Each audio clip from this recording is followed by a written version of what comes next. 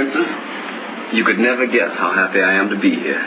Yeah, I bet you are. It's a good thing you don't bring your old man along on trips like these. Hey, wait a minute. Let's just leave my husband out of it. This love affair. This love affair. This love affair. Oh, my heart.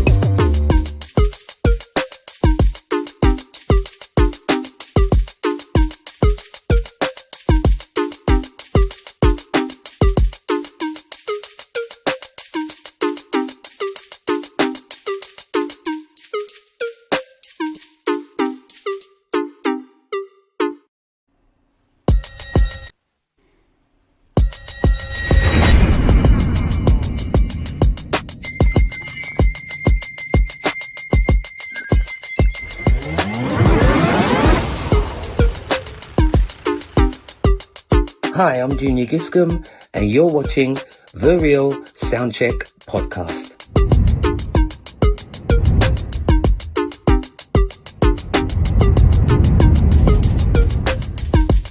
Hi, this is Carl McIntosh from the group Loose Ends, and you are watching the Real Soundcheck Podcast.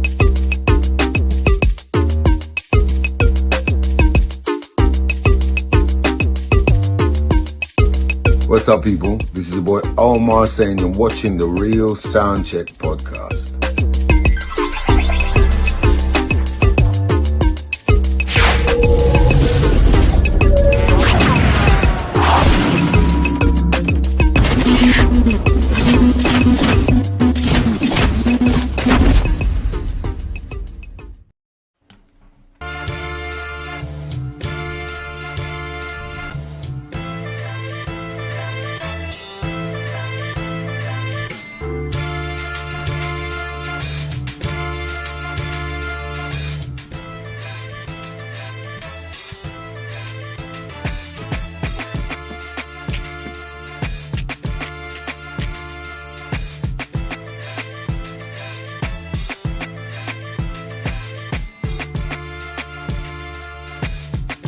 One, two, 1, 2. Blam. Blam. I have to kind of try and see if I can find out a way where this thing kind of has some kind of fade in. I have to try and find some kind of fade in, man, because just like blap. Blap out. Yeah, you know what I mean?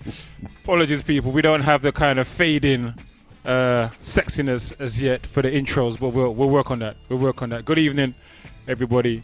We are the Real Soundcheck Podcast. 7 DJs, 7 brothers. We just basically come on here every week and give you an insight into the hearts, lives, minds of us behind what you normally get to see of us when we are playing music. Wherever you find us playing music, you know what I mean? So talk about everything. I don't think there's anything that's kind of off topic or that's not allowed. So we just kind of go there pretty much. You know what I mean? Wait, so far there's nothing that's So far nothing has been off limits. Yeah, so never far. say never, as they say. Yes, Never so say far. never. So far. So before we get to the brothers on screen, let's just say hello to everyone, the family coming into the chat. Please share the link with someone. If you haven't done already, please invite them into the session. Gotta say good evening to our wonderful moderator, Mitchie Boo, in the building. Good evening, Mitchie Boo. Happy Monday to you. Welcome in. Also gotta say good evening to Melissa Deans in the building. Welcome, Melissa.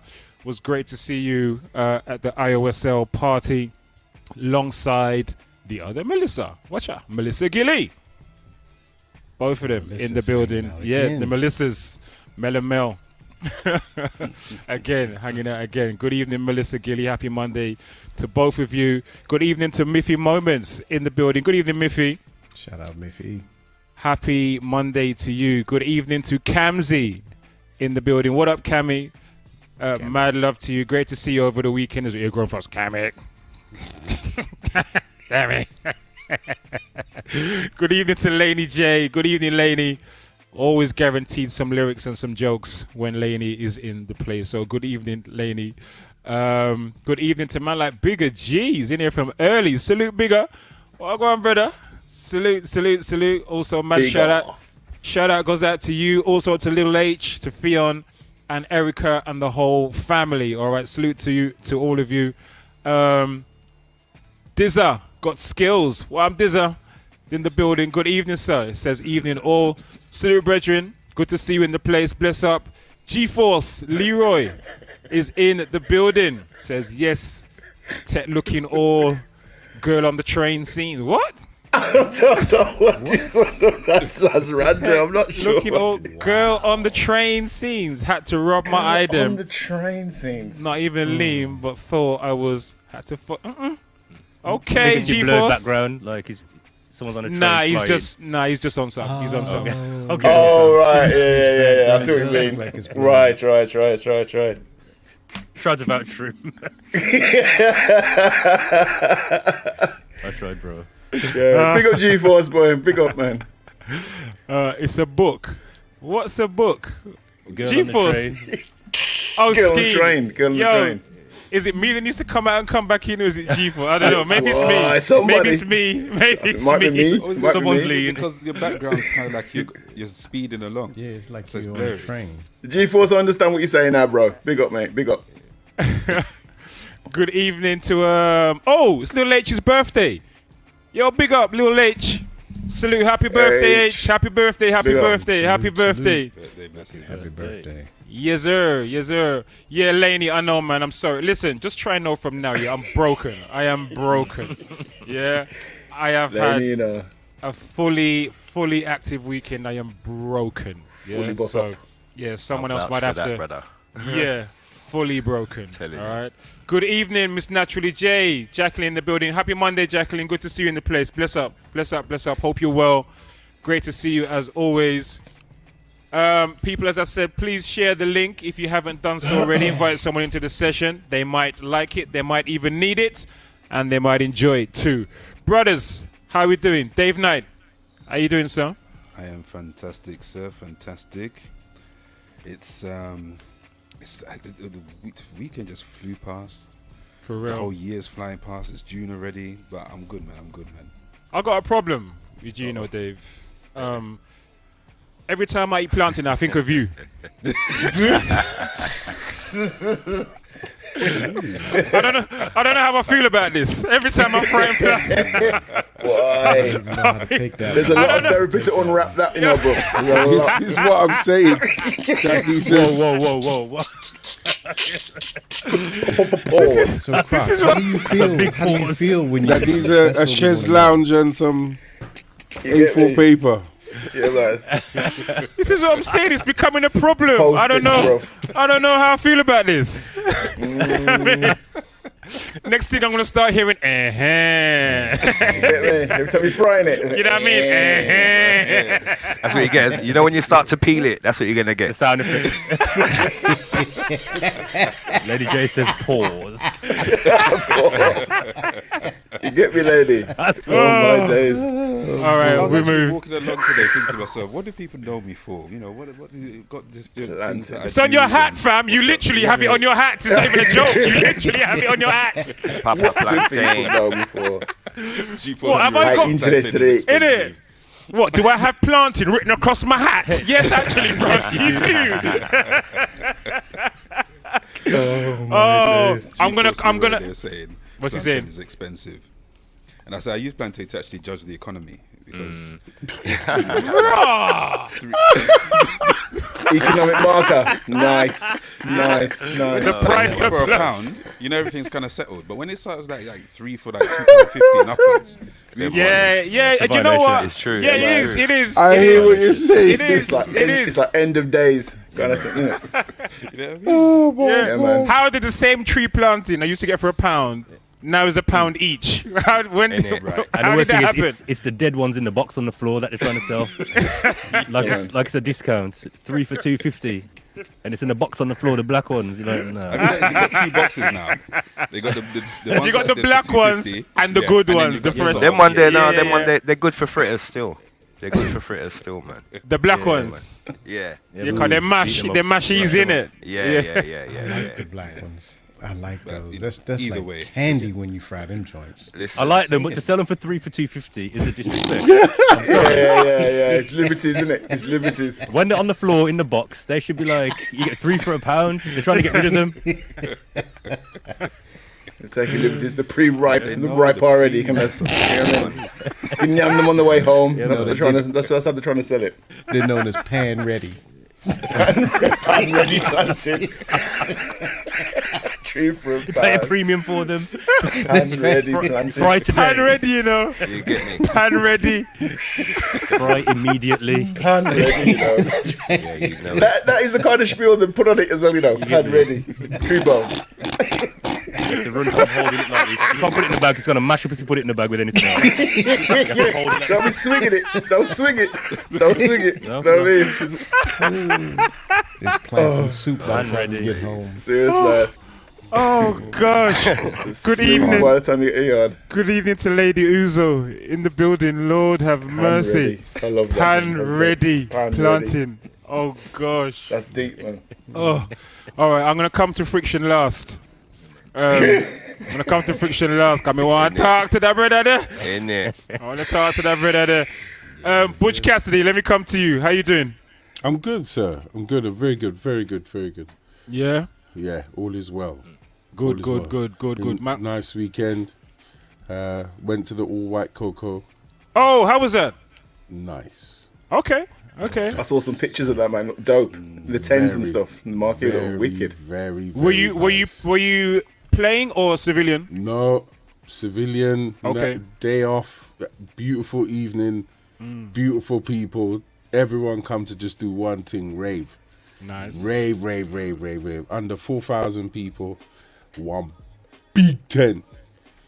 To the point that you can have two sounds playing at the same time in the tent, and the music don't mix. That's how big the tents are, and it was good. Wow. Okay, nice. Good. Nice. Good. That's why you get the fresh cut. Well. The brute smelling, top shelling. Yeah. Come on, man. Fresh You bottle. got laser printed. Hold on.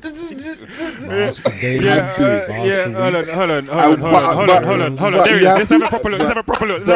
Hey, Hold on. I was in linen. So you know I can't. With the bass spice, yeah. Yeah, man, you gotta be Not less. Yo. white linen. That's like an R&B video from the 90s, Bridget. Yeah, That's what my man was like. Just scream to the sky. One of them was. Doing the Drew Hill pump, the pump dance. That's about Wicked. Tech, what's going Yo, on? just a low-key weekend, man, but it was beautiful. Daughter's come back from university, is back with us for a bit. So it's like the sound of madness back in the house. I love it. You know what I mean? So, yeah, man, life's good, man. Life's good. Life is good. Good. Give thanks. My two daughters laughing is something that sweets me, man. They're just crazy. The two of them get together, just mischief, man. They're funny. Do you know what? I find that to be one of the, personally, side note, one of the most, as DJs, you know, we are audiophiles. We're all about sound. To me, one of the most beautiful sounds to me in life is the sound of children's laughter, especially your own children laughing. It's the most beautiful sound. For sure. You know what I mean? Just big out, uncontrolled laughing. I love it, man. Do you know what I mean? I'm in a different room. I don't even know what they're laughing about, but it makes me laugh. You know what I mean? Yeah. It's beautiful. It's beautiful. Grown Folks Grooves. Yeah, man. How you doing? Yeah, man. That sounds like the start of a Galaxy chocolate advert, isn't it? Or something like that. Yeah, man. I had a great weekend. Sunday was phenomenal. Yeah. I mean, I was blown away. So I've heard songs sound better than they've ever sounded in my life.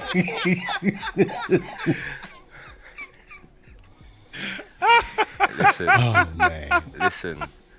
To put it in text words, like the crispiness was real. Was it? The crispiness I'm was so real, gutted I couldn't get to hear that. Serious. So for those listening back on Spotify, what are you lot describing? Yeah, man. We're describing listening to music in 4K. I think we discussed it. that was some 8K business. Man. That was 8K. 8K. Listen. Lord have mercy. Music in 4K, you know. So One Nation invited myself and Diesel to Jerkfest in Brixton. And the vibe was off the chain. It was so much love. And the sound system was bananas. That's all I'm gonna say. Wow. Were you fully throwing it? Were you like properly dashing the thing. We were throwing it. We were properly You throwing it. but it wasn't. You're not maxing that out, man. I wasn't don't trying think to max it out because I wasn't need trying to. to. I didn't need to. But Yeah. also I wasn't trying to over antagonize the neighbors and the residents in the area. So we were throwing it though. We were definitely throwing it. Yeah, but we weren't trying to go silly. We weren't trying to go ridiculous with it. So yeah, it was dope. Yeah, we didn't rush up the thing. We did definitely Ross. Look around. We did a little. We gave it a little Ross different at levels first, of innit? Rossing. Yeah. We created different levels of Rossing.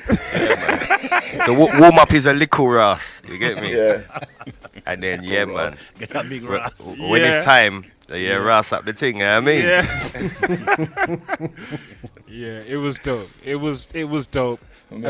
Shout out to everyone who was there, the people in the chat who were there. Lady Uzo, Miss G has just come in the door. Says it was an incredible day. Shout out to Miss G. I just saw Door Tapper as well. Good evening, Door Tapper. Good evening, Door Tapper. Good evening. Good evening. Salute. Yeah, I gotta say a big shout out goes out to Vinyl Sofa as well because she bought so much food, man.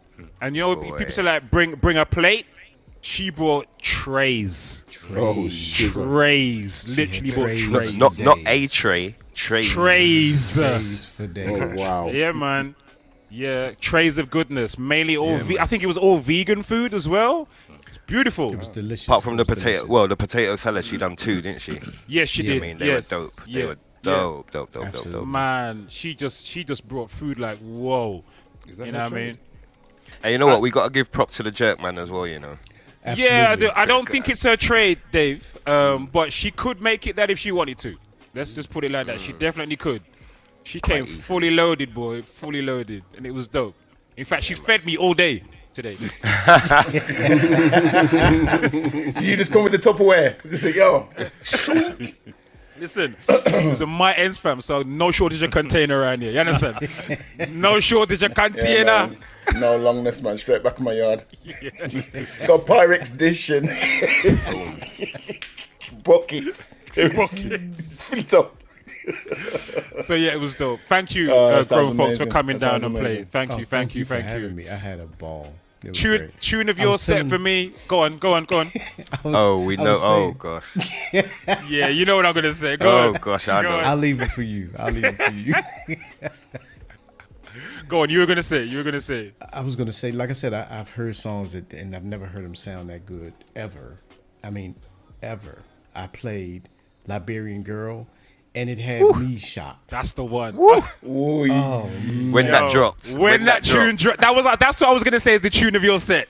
When you dropped that, Lord, it just sounded different. It was different. It was different. It was different. You know, then was Croc. It was like, because we were going back to back at that point. Yes. Grown folks and myself.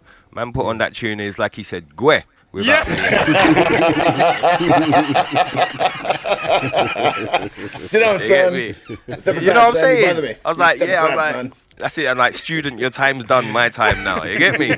Wow. Y'all are funny. Listen, Y'all are funny. when that dropped, when that dropped, and the settings as well, because it had just got dark at that. It was just perfect. Like the timing couldn't have been any better. Seriously. Yeah. You only if only we had a bit longer. You know what I mean? Please. But still, the timing was perfect, man. Yeah. Perfect. Thank you. Yep. Salute to you. Salute to Cammy. When's as part well.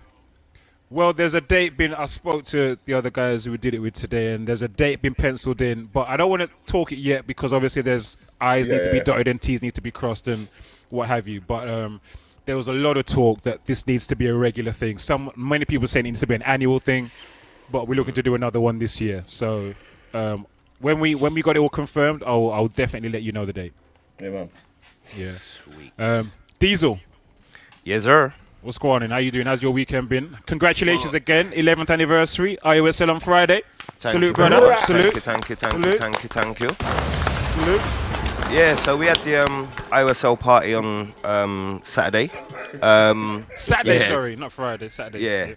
Yeah. Numbers weren't as great as we wanted them to be, but The vibes were still there. And people came down. I hope everyone that came down enjoyed themselves. The tunes were there, bro. The tunes were there. Yeah, man. The music was there, man. And big up Simple as well, man. Yeah, man. Big up Simple Simon. Yeah, man. But I mean, Sunday overshadowed that. If I'm honest, bro.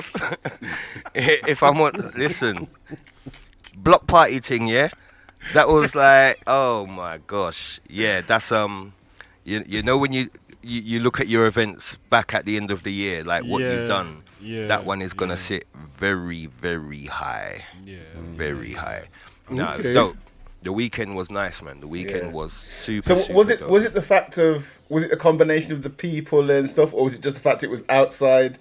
Music was nice, the setting was nice, the weather was crisp. Bruv, you know what? It was that. The weather was crisp. I mean, look how brown Croc and grown folks are right now. You know what I mean? They're brown right now. You get me? Listen. But you know what? It's like, you know when people talk about the love in the room? You know what I mean? The feeling, the energy in the place was just nice, and just to look around and, you know, who I was surrounded by, you could fully relax. Really was key to, you know what I mean? It's one of them where I can't really put it into words. You kind of had to be there to feel it. Can I just ask, because Croc said something that we're audio people, if you could describe it in like songs that you could get through, let's say 4 songs or whatever, what would you say you got away with that could describe the vibe of the day? Boy, I might have to hand that one over to No, man, take it.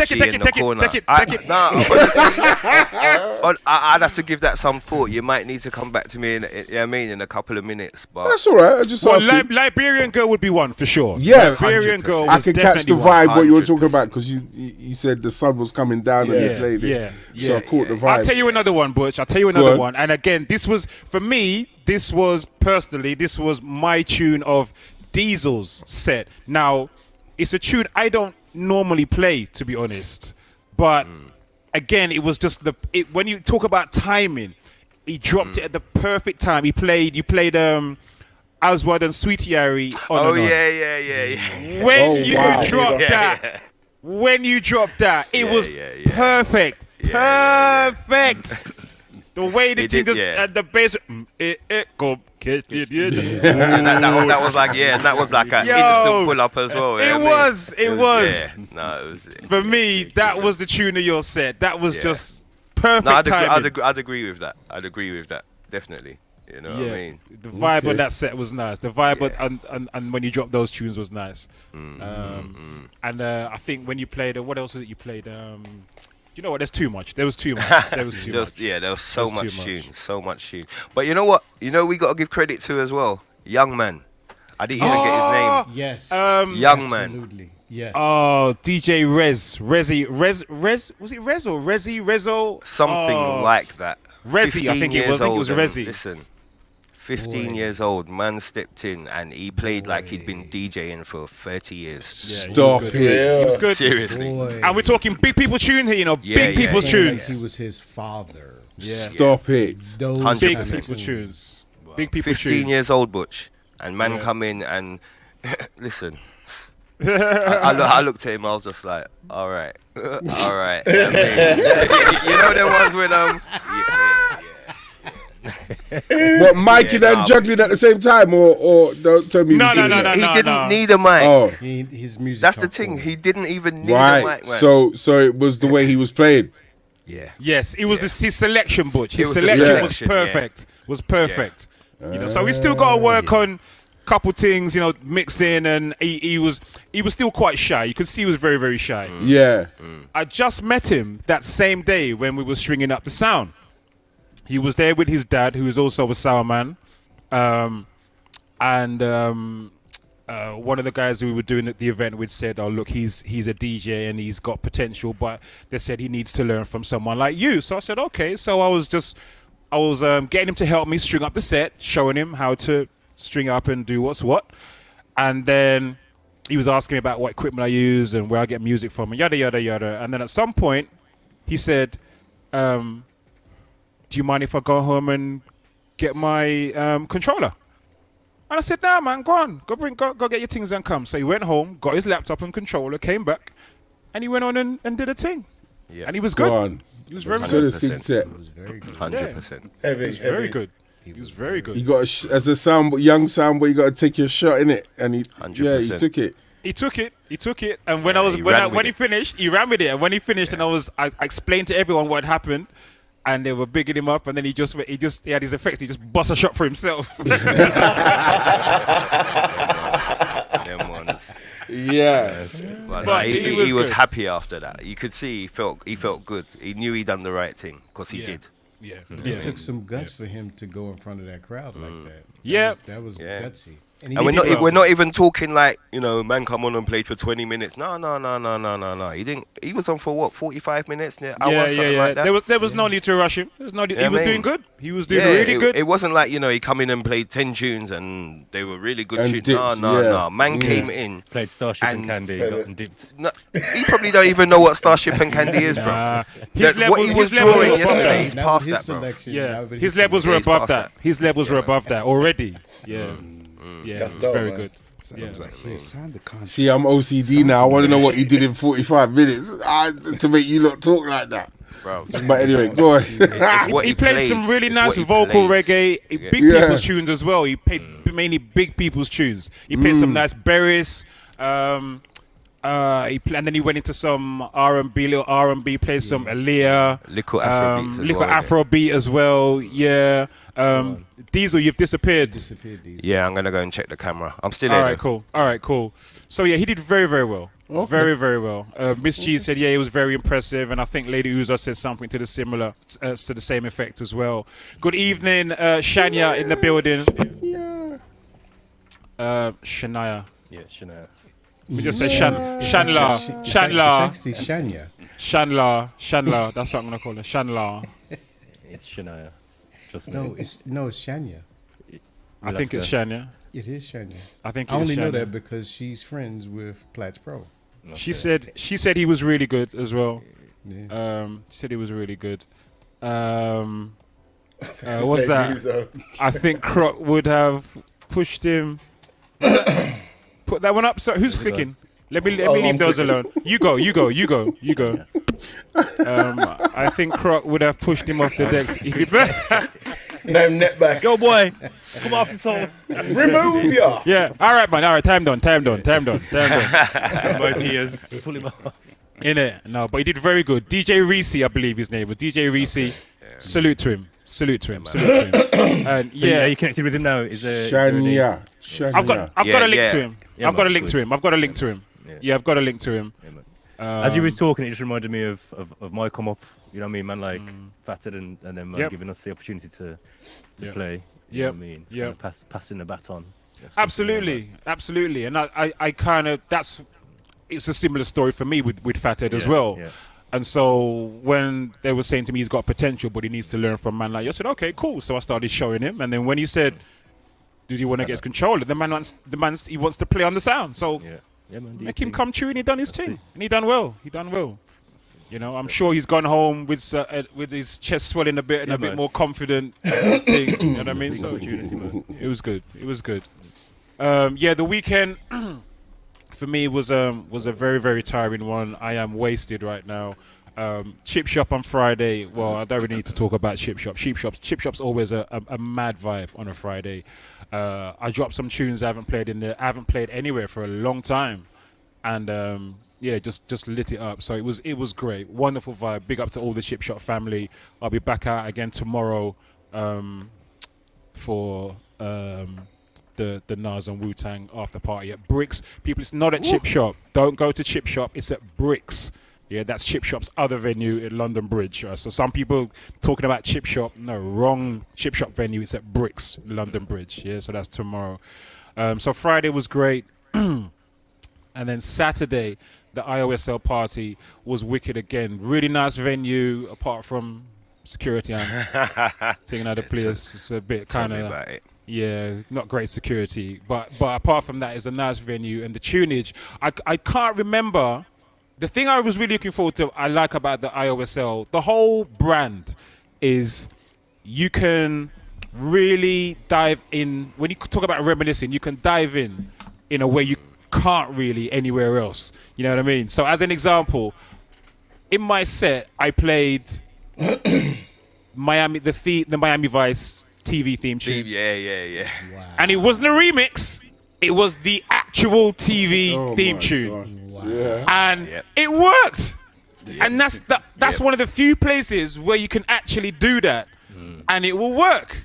You know, so thank you again, Mr. Diesel, Lady Uzo, for creating that space, because to be able to go in there and play tunes like that and just be like, yeah, man, this is dope. You know, and no one's side and you're like, what are you doing? It was great. It was really, really good. Old school, spread the old school, man. Spread the old school. Yes, man. And I think I played the Knight Rider one as well. Yep. Oh, wow. Mate, that's the thing. I love it because people just get it. Yeah. You know what I mean? Yeah, they just get yeah. it. You play it, they get it. Why they get it? Because they were there. That's right. You know what I mean? That's right. So that was great, and congratulations again on the 11-year anniversary. That's big. Thank you, brother. That's big. Thank you, man. That's big. Thank you. That's big. That's big. And then Sunday, I think it's already been said about Sunday. I don't really think there's anything I really need to add to that. Hey, I'm tired, you know. You see the end of the night, bro. Listen, brother. I had to be at work at 8 o'clock today. You know I was late, innit? Listen, I've been sleeping all day. I'm asleep now. I'm half asleep now.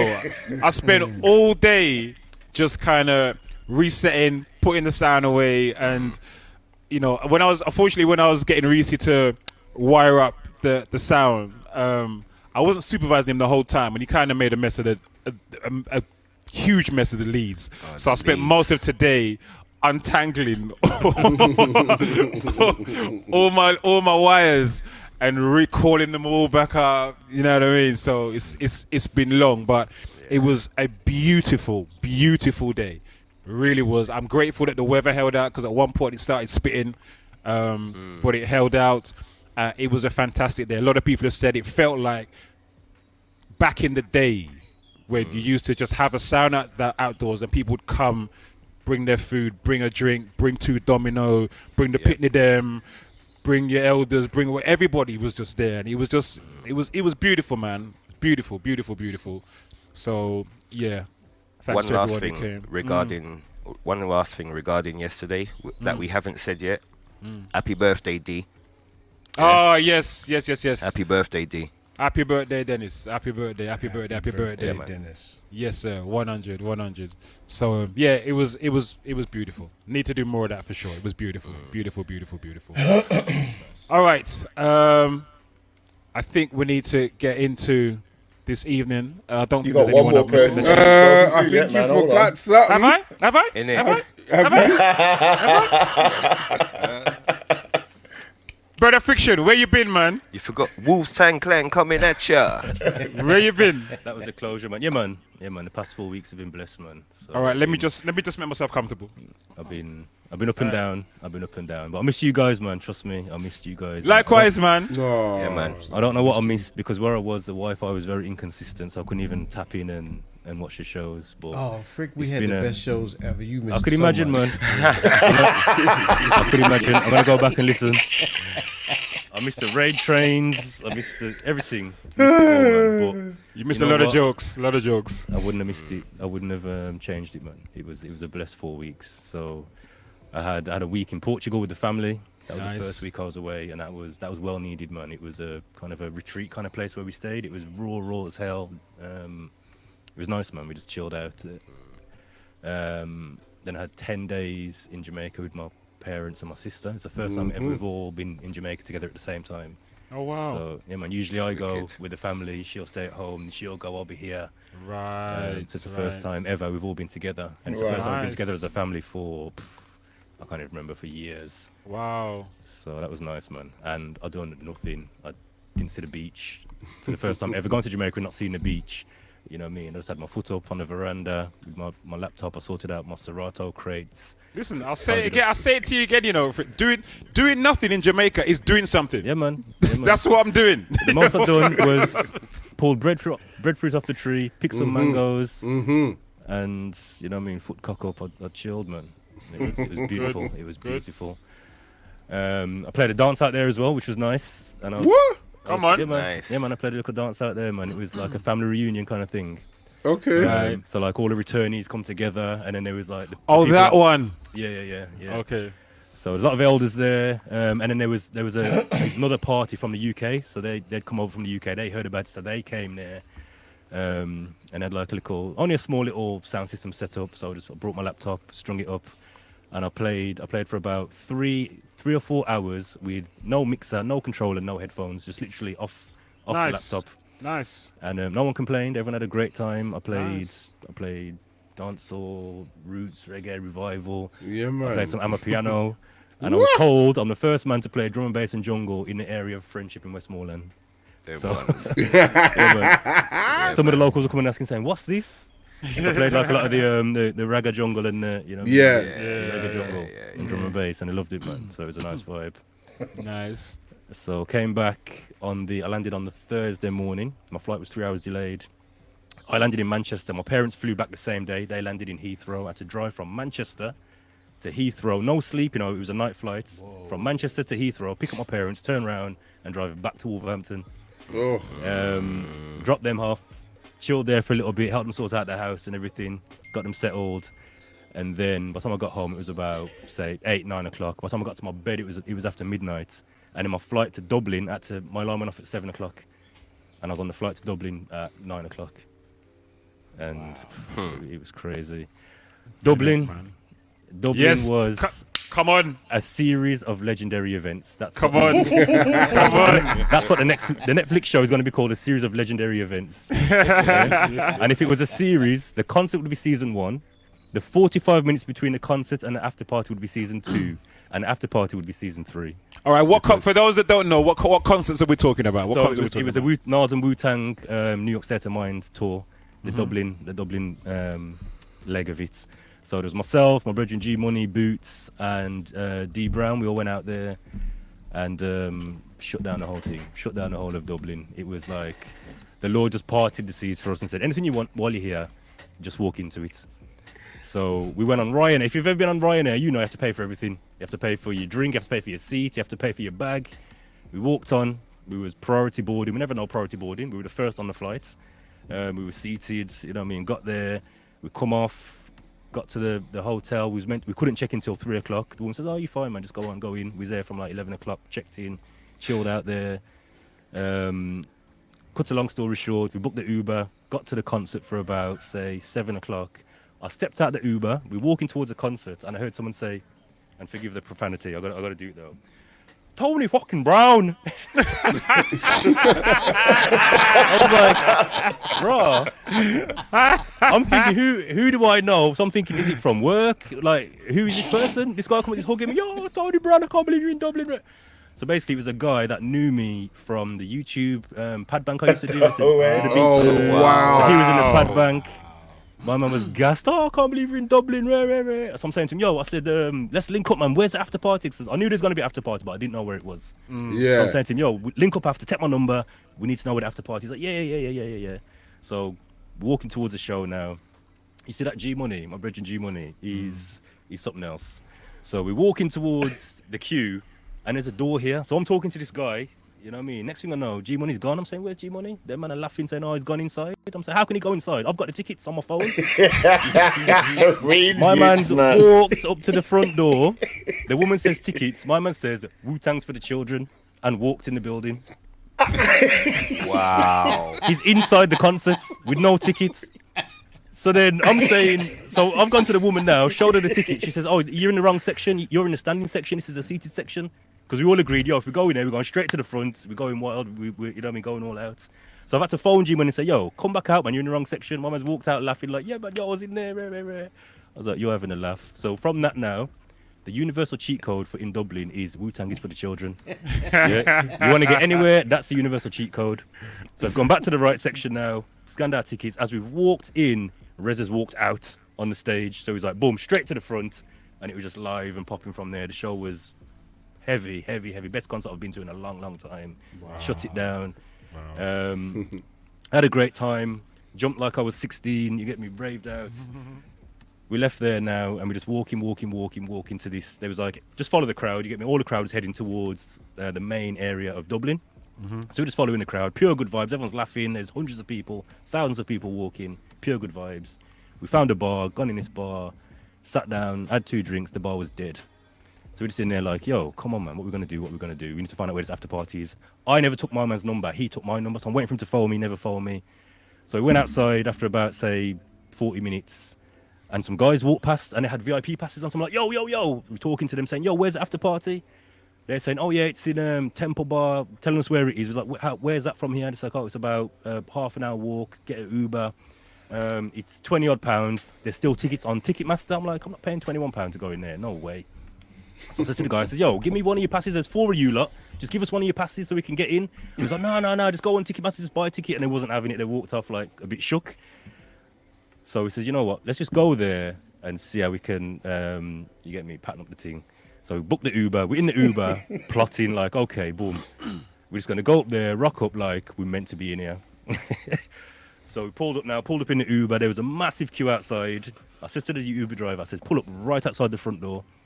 And even the Uber driver was a bit shook still. So he pulled up and said, no, man, move forward some more. So he went forward right outside the front door.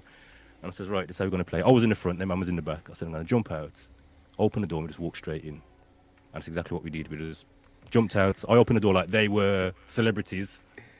We just walked straight to the door. Security stepped out. We said, yo, Wu-Tang for the children. Walked past him.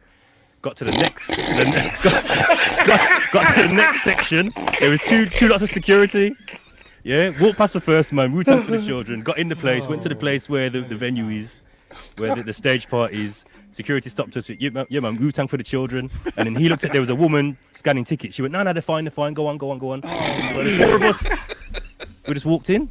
Oh my day. So we're in there now. It was early jugglings. The show, the doors open at 11. It was probably about 11:35, 11:40. Early jugglings. We're like one of, just a small group of say about 30 people in there. So we got in there, held a call, and it was like, yeah, man, we're in here now. It's on. And I looked up and I saw the guy DJing. And I looked at Boots. I said, you know what? I'm going to take over in about 5 minutes, You see where Soundman get wicked? Carry on. G-Money went to the bar. By the time we come back, I was on the decks playing. Started playing some tune. Shit. Hold on. What were you playing off? My man's laptop? No, man. I just went on his laptop. This is what I'm saying. You see where Soundman get wicked? I'm coming in here to play. I can't believe this. This is the timestamp. This is the moment where we cut back to the episode where Dave Knight was telling us about a situation where about to say that next man was playing his tunes, and then we superimpose Friction's Friction's horror at the disrespect. Yeah. All right. Cool. Whip Marines was in the building. That's all I'm saying. Yeah, that's so we shut it down. So I played about 6 tunes, and I think my man clicked. He was like, "Hold on. So who are you?" I was like, yeah, man, we're just here, man. We're part of the team. He's like, yeah, but I've been booked to play till 1. And I was like, oh, no, man, I just want to get a feel of the thing. But you know what? I don't want to step on your toes. So you do your thing. So I give him the headphones back. I step back and I turn around and I seen the mic. Use the man's headphones. I seen the microphone. I just went, picked up the mic. I went, check. That was it. Oh, no. I ran the whole show. No one asked no questions. No one asked who I was. I ran for 3 hours. Hosted the whole show. This is what I'm saying. Introduced the Woo, lived up the crowds, shouted at everyone, bigged up the DJs like I was meant to be there. No one asked no questions. For me, my argument was this: if I didn't do that, nobody was there to do it. It was going to be dry. It was going to be dead because the DJ. To be honest, the DJs weren't great. Dublin got Soundcheck. Do you get me? Yep. Full on takeover. Even when the dance done. I love that, man. Dublin got Soundcheck. When the show finished, I put down the mic and went backstage with the Woo. I just went downstairs with the. That is some wicked man, Soundman business. I love it. I just love it. Can I ask, how did you get on the decks? Because did he go toilet or something? No. I went up there, man. So I went up there and I just said to him, I says, is somebody bringing a Rev 7? And he looked at me. I said, I was told someone's bringing a Rev 7. And he's like, oh, if I knew, I asked him what they needed. I asked him, and he bent down, opened up a box, and he had an S9, and he was saying, I've got this. I was like, all right, yeah, man, I can work with that still. I says, but let me get a feel of this, just before you string it up, let me get a feel of this, just to see what's what. He's like, yeah, no problem, man, give me the headphones. And I've started. He's done my man. I'm done. I'm going back to back. I'm playing poisonous. I came to bring the pain. I'm just cutting it off, do my thing. Oh, and then my God. I seen him looking, and he was like, "Hold on." You know, when it clicked, he's like, "Hold on, mine was on my computer, on my turntable, playing my set."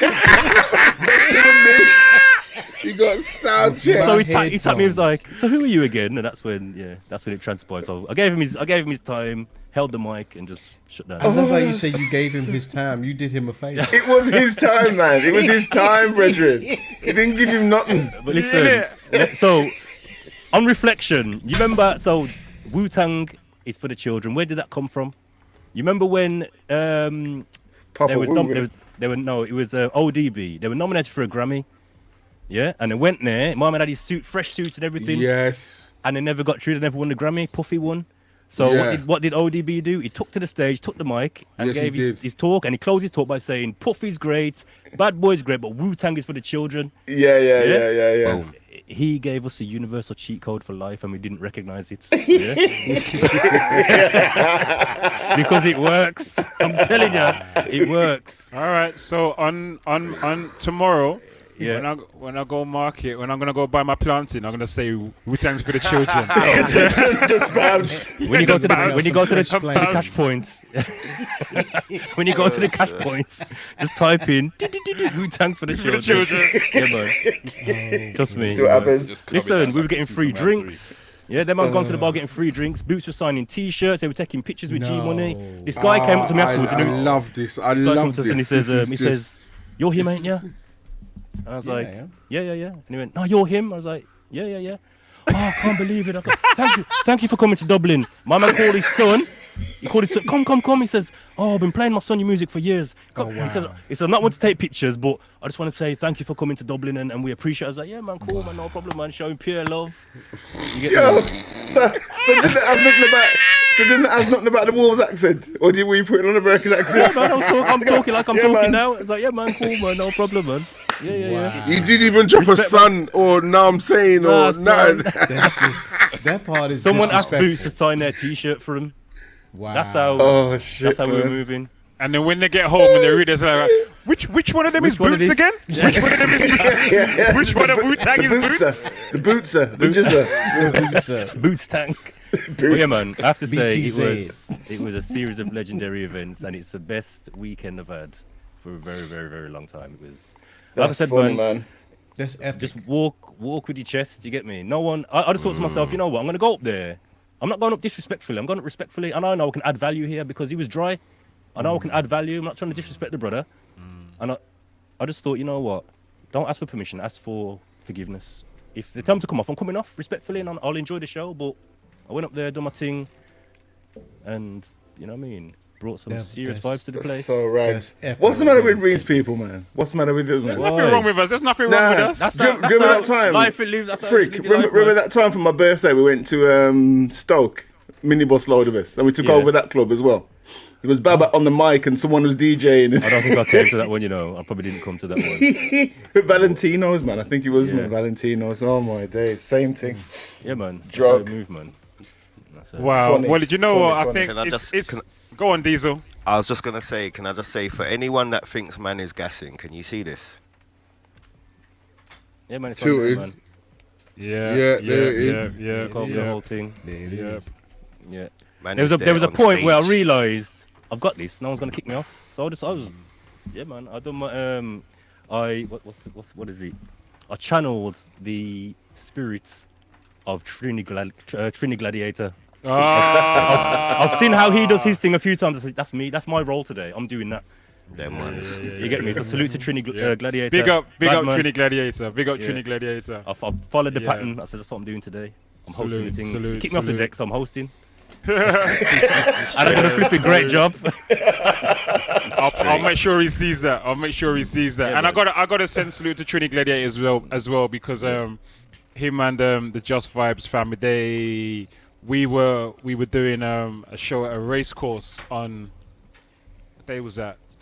Saturday in the daytime, and they took the sound and played it out down there as well. Before we played out on Sunday, they took the sound and played at the race course on the Saturday Just Vibes, and they just shut down the whole thing at the race course, outdoors at the race course. It was nuts. It was ridiculous. This was a race course. To see how the people was carrying on at a race course, it was nuts. You know, and yeah, it was like you were just saying something that made me. You said something about you said something a little while ago, Friction, about you know, when you just kind of you want something to happen and it just kind of happens and whatever, and it's like I've been waiting to play that sound since I got it, and then it's played out twice this weekend alone. It played out on the Saturday at the race course, and then again yesterday at the Jerk Fest, and it's like. Do you know how long I've lived here, and I've been wanting to take a sound, my sound, out the back and properly play it, like for the people. Them, it was fully dope, fully dope. I'm glad your story has a good end, as a funny and a positive ending, though, because you know it does raise questions in my head about security. And you know it could have been a very different story if it was someone else, but I'm glad it was you, and you, man, and the story ended well. But it does raise some very serious questions about security. Yeah, man. Well, just to wrap it up, I found out who the promoter was and who the club owner was, and I've sent them an invoice. So there may be a part two. There may be a part two to the story. If they pay the invoice, that'd be too funny. Friction, man. That would be too funny. The 2 2s to get checked through the door, mate. That would be. I just dead, man. I just dead. Send him an official invoice. Oh, Did you really? Did you really do that? See the line items on the invoice. Oh wow, he really did that. Yeah, man. Wow. Why not? Wow. You get me? What I forgot to do, though, was only when I sent it, I forgot to put Wu-Tang for the Children at the bottom of the nose. Oh, man. That's the magic thing. That is it. That is too funny. That's brilliant. That is brilliant. But yes, it's great Can to we be back. can we time check the sound check? Yeah, man. Lord, what time is it? What time is it? It's Yo, 10 o'clock. 10 o'clock, man. It's 10 o'clock already. Flipping heck. All right, should we get moving? Let's get it. Yes, sir. All right, let's move, man. Let's go.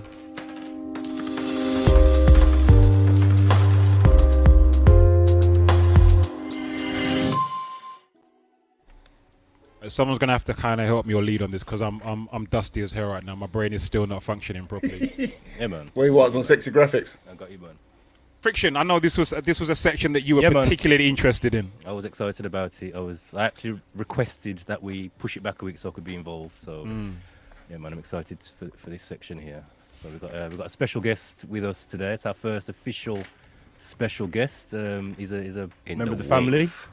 Well, yes, this is it. It's crazy, isn't it? Our first guest being a member of the Fabo.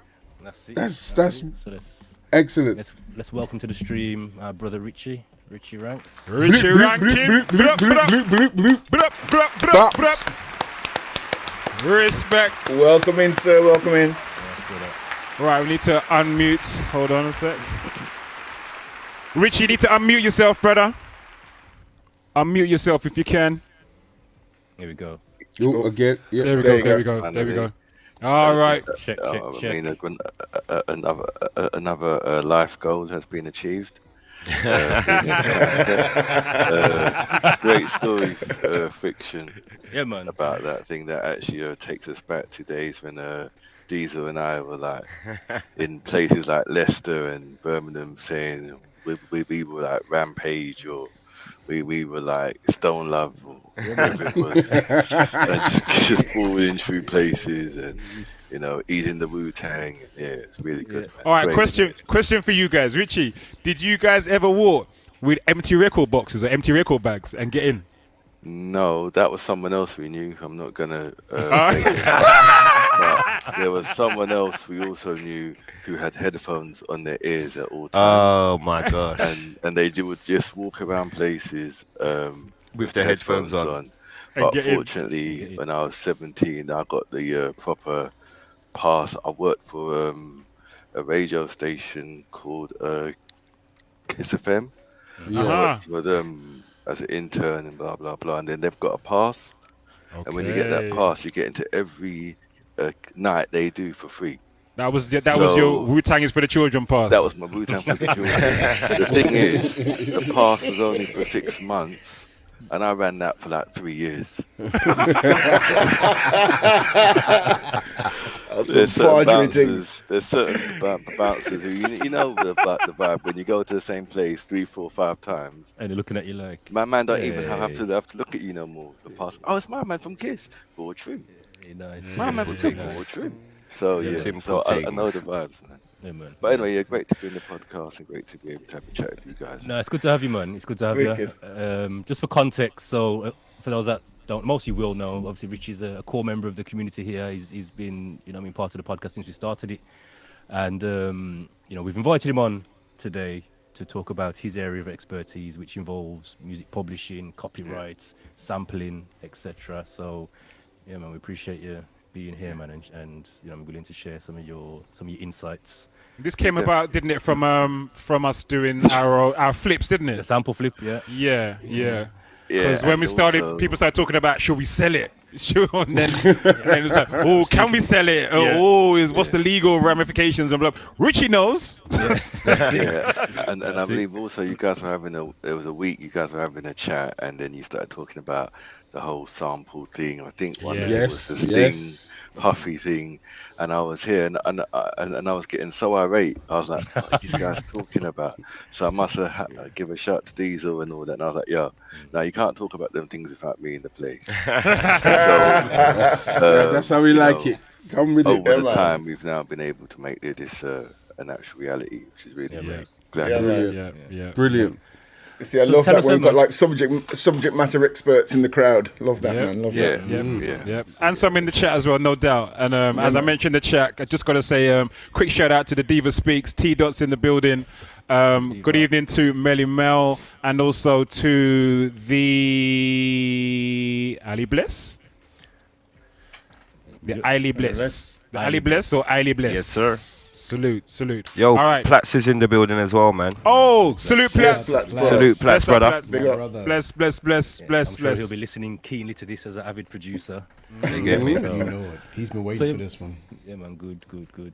So, Richie, just give us a little bit of background, man. Explain your role in the music industry, your experience, etc. So how I got into the thing was basically, as these will know, I've come up with him. I've known him now for 34 years now.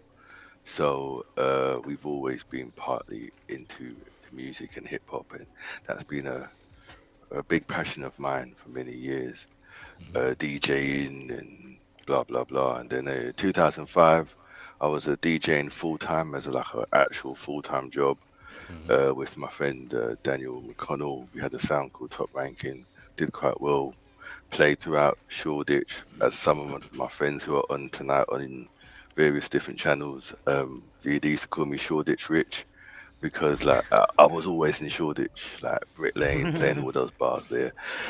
So and then I began to work in a record shop called If Music Soho. That's run by a guy called Jean-Claude, who was a very kind guy and was able to introduce me to a publisher called Westbury Music.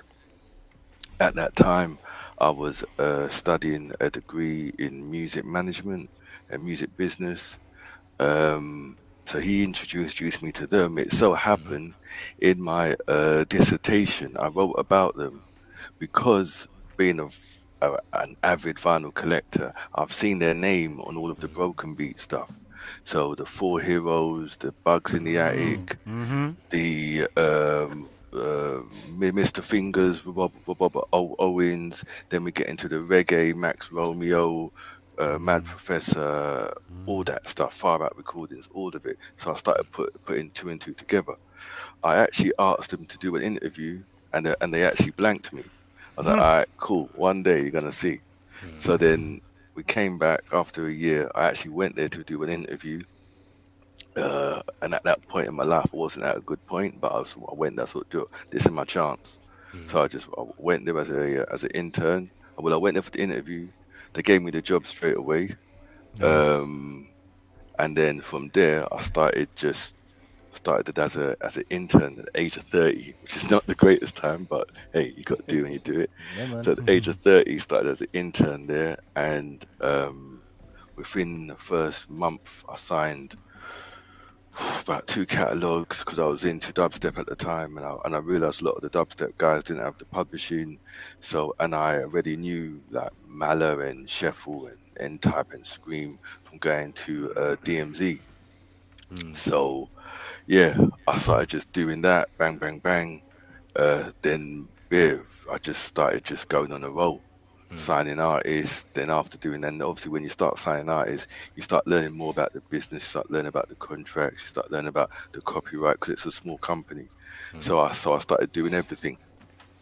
So by the time I finished my 10-year there, I was there for 7 years. I signed 500 writers. Wow. Since the time I was there, I worked with people like Striker Lee, Bunny Lee, Blacker Dreads, good friend of mine, Max Romeo, various reggae producers. I've done A&R for them, blah, blah, blah, all that sort of stuff. And then, so in that time I've done that, I also set up a facility for a thing called Neighbouring Rights, which I can explain to you guys, but it's definitely something which anyone. Am I what do you call it? Sticking? No, you're fine. Slight delay, but you sound good, man. The audio's good. We're nice. Audio's fine. Yeah, I think it's the door. I should open the door. But anyway, so started doing that. I was doing that, and I signed another 150 performers and labels to my roster when I was at the company, and then I sort of called it quits in 2017. Went to work for a broadcasting company as a music supervisor. Those are the people who decide what songs go into what shows. I did that for 6 months. I thought it was boring, so I went back to doing the copyright side of things, which is what I did there for 4 years, and then bang, I went on. Now I work for a company, a children's broadcasting company. I don't really want to say the name, but I work for them. I work for them now as the head of the publishing department. For a team of 5. So I've basically come from being a DJ on road, just doing stupidness, to 15 years now, and now I'm in the team. Richie, question for me, please. When you said that job that you said was boring, where it was, I think you said it was a programming job. No, it's called a music supervisor. Supervisor, sorry. Yeah, so deciding what music goes into what shows. Yeah, but it depends on where you're working for. So if you're working like them people who work for like those hot films, or you might work for like Love Island or whatever, right, then it's a little bit more interactive. But that's what I was trying to understand. I didn't know if you meant like radio shows or TV shows or films or okay. This was like TV shows. Okay, But in the shows that I was working on were all basically daytime TV rubbish, and there wasn't really too much choice in what you can actually pick. So it ended up being like just the charts. No opportunity to fling scenario in on Murder She Wrote in the middle of the day. to be honest, I tried. Richie, I've got a question if you don't mind. Just for us layman's people, you started your story and you said you did it at the point of being an internship. You were able to sign to the company itself. But for those who don't know, what are you signing for? What reason? So, what is it you actually do? Yeah, cool. So I'll explain that to you. So composers, like as I said, I was in the record shop and I started to put 2 and 2 together. I realized that dubstep was going to blow up. I realized there was a bunch of artists that I was serving. I was talking to DJs I was speaking to were telling me about new artists. Some of these people are now household names, like Ed Sheeran or like Subtract or whoever it may be. And I was like, I know that guy. I know him.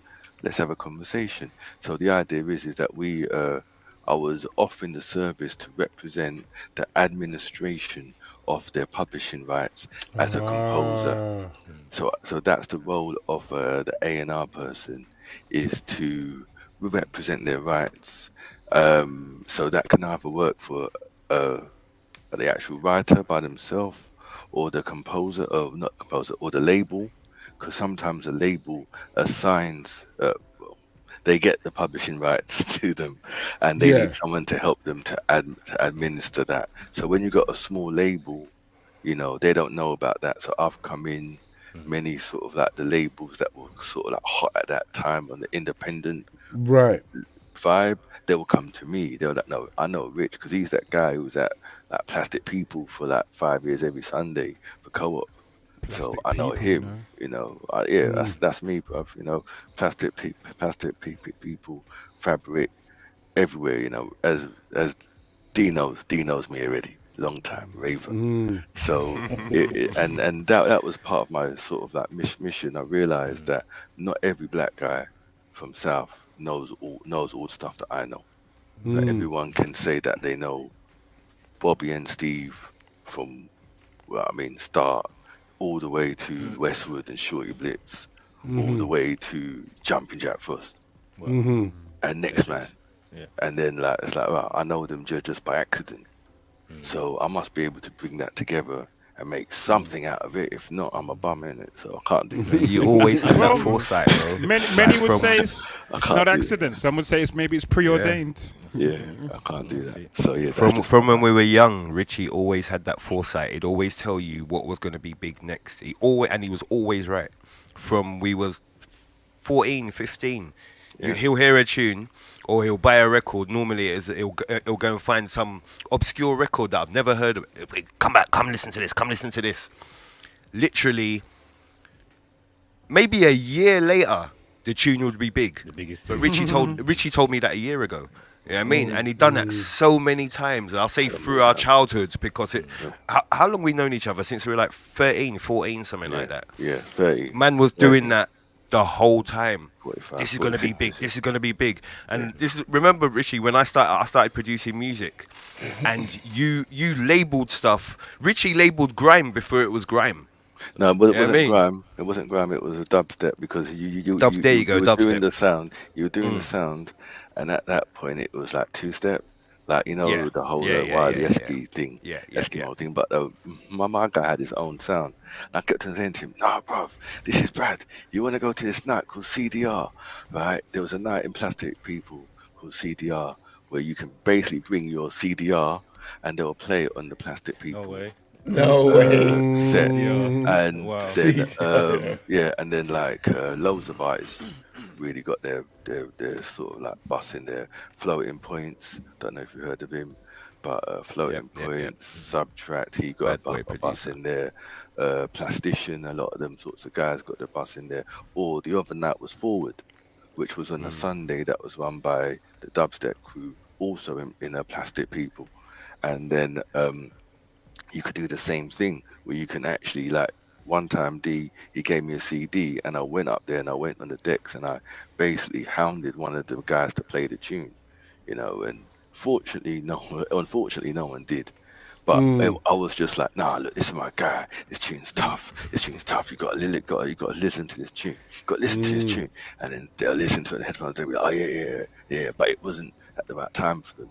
But yeah, I've always had that sort of that vision. Yeah, man. Vision. So you were playing at Plastic People would help enough people's careers because little side note from a DJing perspective, of all the venues I've played at, Plastic People has the most beautiful sound system of any venue I've ever played in. Yeah, I mean, like in its day, before they had to do the refurbishment mate, you couldn't. Yeah, you can stand in any place in that room. The room was tiny, but you can stand in any place in that room and have a conversation. Yeah, do what you're doing. But when the man done turn up the bass on you, bruv, step out. Yeah, you gotta just take it. But it wasn't when I say it's not like when you go here, Josh or Abashanti, and that bass holds you, and you're like, I can't breathe. This is like it just fits nice. Yeah, and then it's beautiful. Before you know it, you've been there 4 hours raving. Great nights. But yeah, so that's how I got into the thing. And so now I'm here with you guys. But yeah, so if you got anything, like I know there's a lot of questions about man. the copyright and what you think people should do. I can answer anything you got on that, and then also you got the sampling thing. Whichever you want to start with, we can talk about the sampling thing. Well, I was gonna say before we even jump into that, I think it'd be worthwhile to just break down the difference between the three. You've mentioned music publishing, you've mentioned copyright, and you've mentioned sampling now. It'd be good to have just a breakdown of each each piece. Yeah. So what's publishing? Tell us what publishing is. Music. Oh, do you know what? This is the same thing I've been saying to my mum for like 15 years, and I know she's on there now. Yeah. She's like, yeah. I still don't know what my son does, so I just hope he's doing something right. Yeah. But yeah. So music publishing, in a nutshell, is for every composer who writes and composes music at any level. Whether it's for a TV show, whether it's for what you call it, like just commercial use for games, you know, it generates an income, and that income can be split into two things. One is called performance income, where it's the performance or the airing or the playing of the music on a platform. It generates an income, and then you've got another thing called mechanical income. And the term mechanical income was originally derived from the actual mechanical production of a CD, vinyl, cassette. Cassettes, yeah. But obviously now in the 21st century, that has slightly shifted. Yeah, but you can still earn a mechanical income from getting plays on Spotify, YouTube, TV, a host of things. So that's publishing in a nut. My role and has always been to help people to administer their rights, and you do that by joining a copyright society. In the UK, we have the PRS, based in it was based in Streatham. In the US, you have BMI and ASCAP, and a few others, but those are the two major ones, and there are loads elsewhere around the world. Yeah. So before you move on, so you mentioned composing and writing. So if someone like makes a beat, gets on a keyboard, makes a beat, they're classed as a composer. Yeah. Yeah. Okay. Yeah.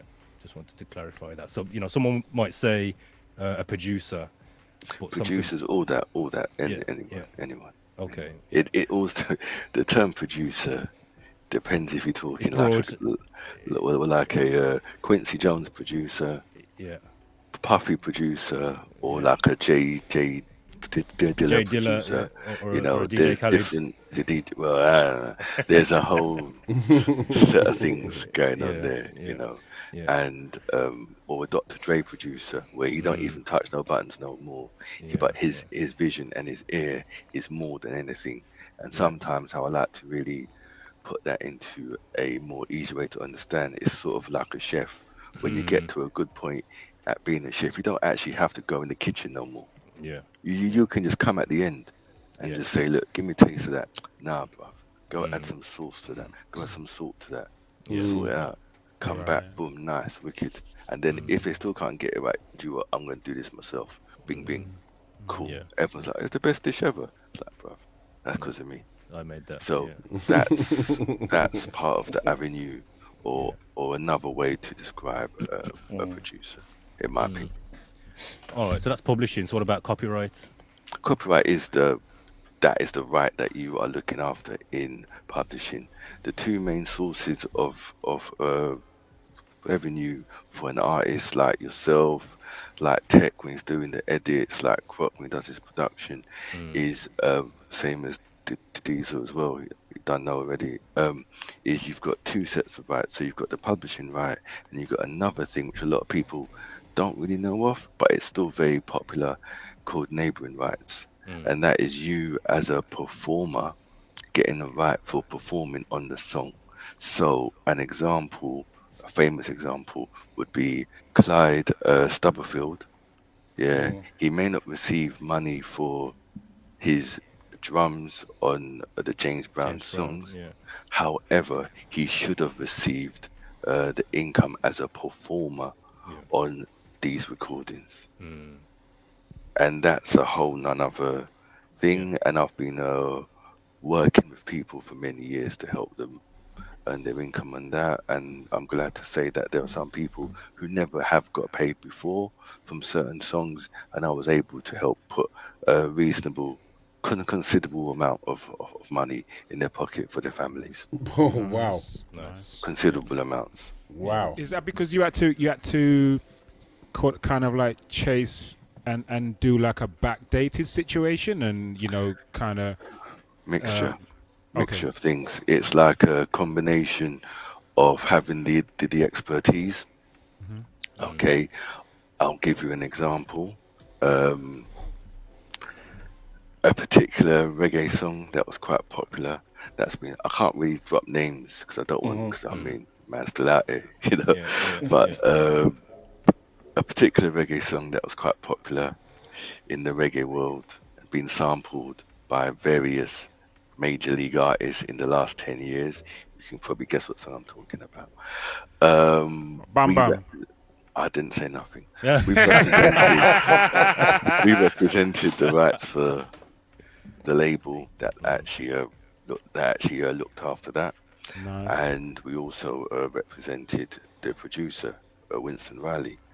At the PPO now, I actually realized they've made a mistake, and they've thought that Bam Bam was a cover of who did the original? Murder, She Wrote. Sister Nancy. No, before then it was a man did the original. Toots and the Maytals. Yeah, Toots. So they thought it was a cover of Toots and the Maytals. I was like, nah, it's not. This is her own individual work. Yeah.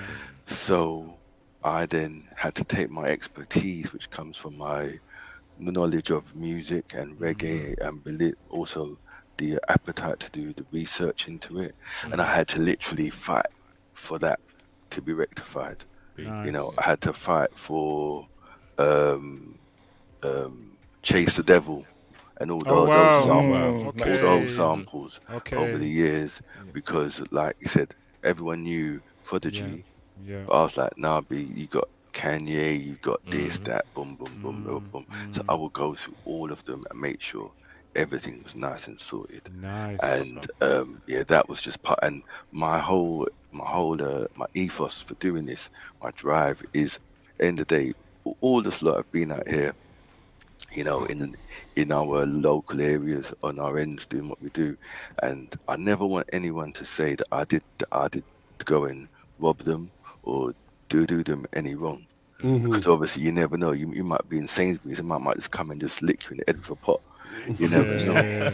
So I'm like, nah, do you know what? I'll make sure that everything I do is right, and everything I do is going to help better and improve the livelihood of these people. Yeah, and whenever I can help them, I have. Some people haven't been forthcoming with that help, such as life. But the majority of the people have been very receptive, and I've been able to do my work over the years. Nice. Beautiful. Let's just pause for a moment. 1 second. You get me. You found the sound effects now. Bloody hell. Man. They've been gone for about a month. Now we found. I've been gone for a month. Even before then, you didn't have no sound effects. So Richie, as a person sort of making some music or making edits or whatever, what would be the legal process to be able to do that and be able to distribute it legally? Well, no, I mean, I'm going to say this, right? The world out there right now, there's a lot of stuff on a lot of platforms. People are doing their thing, right? And no one's really going to make no big change out of it like that. And it's just enjoyment. It's promo, like remember the old CDs that used to say, this is for promotional use only. Yeah. So it's Very all smart. promo. It's all trying to build your brand. Yeah, do what you're doing. However, if you get to a point where you're like, nah, I want this to to go. Yeah, and I want to try and do something about this, like properly. Yeah, and you have actually built up enough leverage in your career, and you've got, nowadays it can all be really easily quantified, So if you get to that point and you're trying to make a new release, then I would say, yeah, you know, clear these things. But before you get to that point, the first thing you should do as any composer is join a performance society. That's the first thing anyone should do. I highly suggest for you guys, if you haven't joined, this might sound like, oh, it was only like a little tune, but that tune you guys did, which I loved, the first night when you managed to drop it, there were tears in my eyes because I was just like, honest truth, I was touched at the fact that man's my age group, had a dream. No one here can MC, except for fiction. No one here can MC really. The Diesel, that's like the second time I've actually heard him rhyme since like I think once we were like doing MCing and one of his garage tapes, and he used back to in the day, do a little thing, but he'll get shy and then he'll give it to his cousin, So right, you know them ones. So like to see everyone come together and put it together was a beautiful thing. Now you guys have actually got a platform where you can actually earn off that, like, because you have it as it could be the intros, the start and the intros to all your shorts on when you put shorts of your show online, which you should do really, because shorts make more income than the actual long videos on YouTube. Just saying, it's a thing. Okay. So if you put that song at the start and the end, and you have it already on YouTube, you can earn some income off it. Obviously, the income's not going to be, no one's going to be buying a car out of it. But if one of your videos in another 5 years, 3 years go viral for some crazy, like people laughing or whatever it is, then suddenly that's making income from something you actually started out as just a joke, And I think I would say anyone who's doing anything creatively to join a society, and if you are unsure, you can speak to somebody like myself. I've got my own thing going on, freehand music. You can speak to me directly, and I could always help you advise somebody. You said join a society, Richie. Sorry. Join the PRS. Join the PRS. PRS. Okay. Join the PRS. Go on, I'm sorry. Go on. Yeah, can you talk to us about splits and man's already on the money, like points? No. It's not about this. So if you create a song, say you create a song, we hear people talk about points and splits. Can you talk to us about that? Points, So from a publishing standpoint, splits is, for example, seven of you on a tune, and if you just decided that each person's going to get the equal share of 100%. Yeah. So how it is you've got 100% of the song, and then you guys will actually share that amongst yourselves, or equally or whatever. So if you go to the studio and it's just me and Butch and we do a tune and I do the beat and he does his lyrics or whatever, then we'll split that 50-50 or whichever way. Now that's on the publishing side. Points is an interesting concept. People say, I've got 3 points, 4 points, 5 points. That's actually a percentage of the actual royalties, and that is normally done on the net after any advances have been recouped. So you can sort of see how long you got to wait for that to come in, and then you literally are going to get 2, 3, or 4% of the net, which isn't a lot. And it only really makes sense if it's a Beyonce song, or if the song, not going to say Beyonce, but if it is any large artist that has an extreme amount of success, but that is the difference of the points system, which is applicable to recordings, and the splits, which are applicable to the publishing. So does that take into account, or how does it work for, say, the production versus the melody versus the lyrics? Is there any significance? Well, in different territories, it's different things.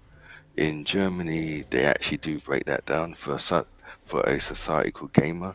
That's actually a thing they actually do look into.